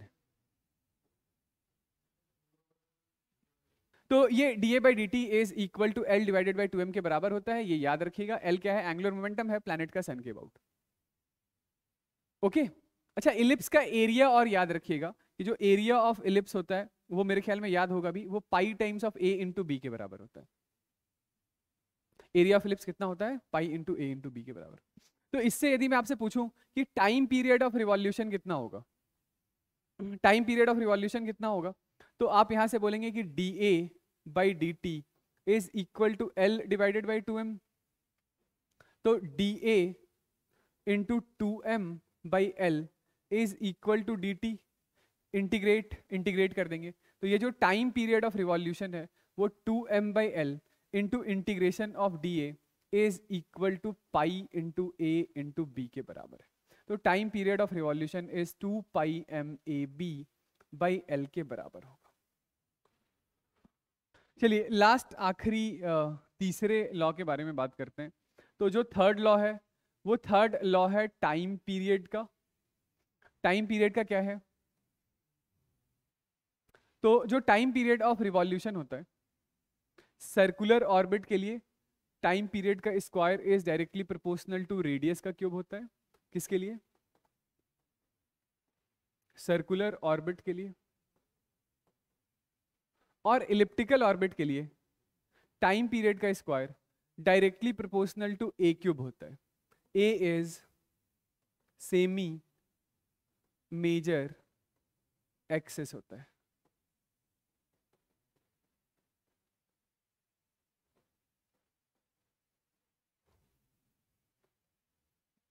चलिए देखिए, हाँ तो ये ट्रेजेक्ट्री दिखाया गया है, ऐसा पूछा गया है कि कितनी स्पीड से हम लोग थ्रो करें ताकि पार्टिकल इस ट्रेजेक्ट्री के लॉन्ग मूव करे। ठीक है, तो ऐसे किसी भी सवाल के अंदर आपको करना क्या होगा, सबसे पहले ये सुन लीजिए। तो दो इक्वेशन लगाना पड़ेगा। पहला तो ये है कि प्लैनेट के ऊपर जो काम करने वाला फोर्स है या इन दोनों के बीच काम करने वाला फोर्स है, तो वो इकलौता फोर्स आपका कौन सा है? ग्रेविटेशनल फोर्स है ना, ग्रेविटेशनल फोर्स। तो आप जैसे ये अपना एक्सिस ऑफ रोटेशन ले लीजिए इसका, तो इस एक्सिस के थ्रू ही ग्रेविटेशनल फोर्स गुजर रहा है, तो ग्रेविटेशनल फोर्स इस एक्सिस ऑफ रोटेशन को इंटरसेक्ट कर रहा है। तो इसका मतलब ये है कि इस एक्सिस के अबाउट कोई टॉर्क नेट तो है नहीं, टॉर्क नेट नहीं है, इसका मतलब ये है कि इनिशियल और फाइनल एंगुलर मोमेंटम सेम होगा।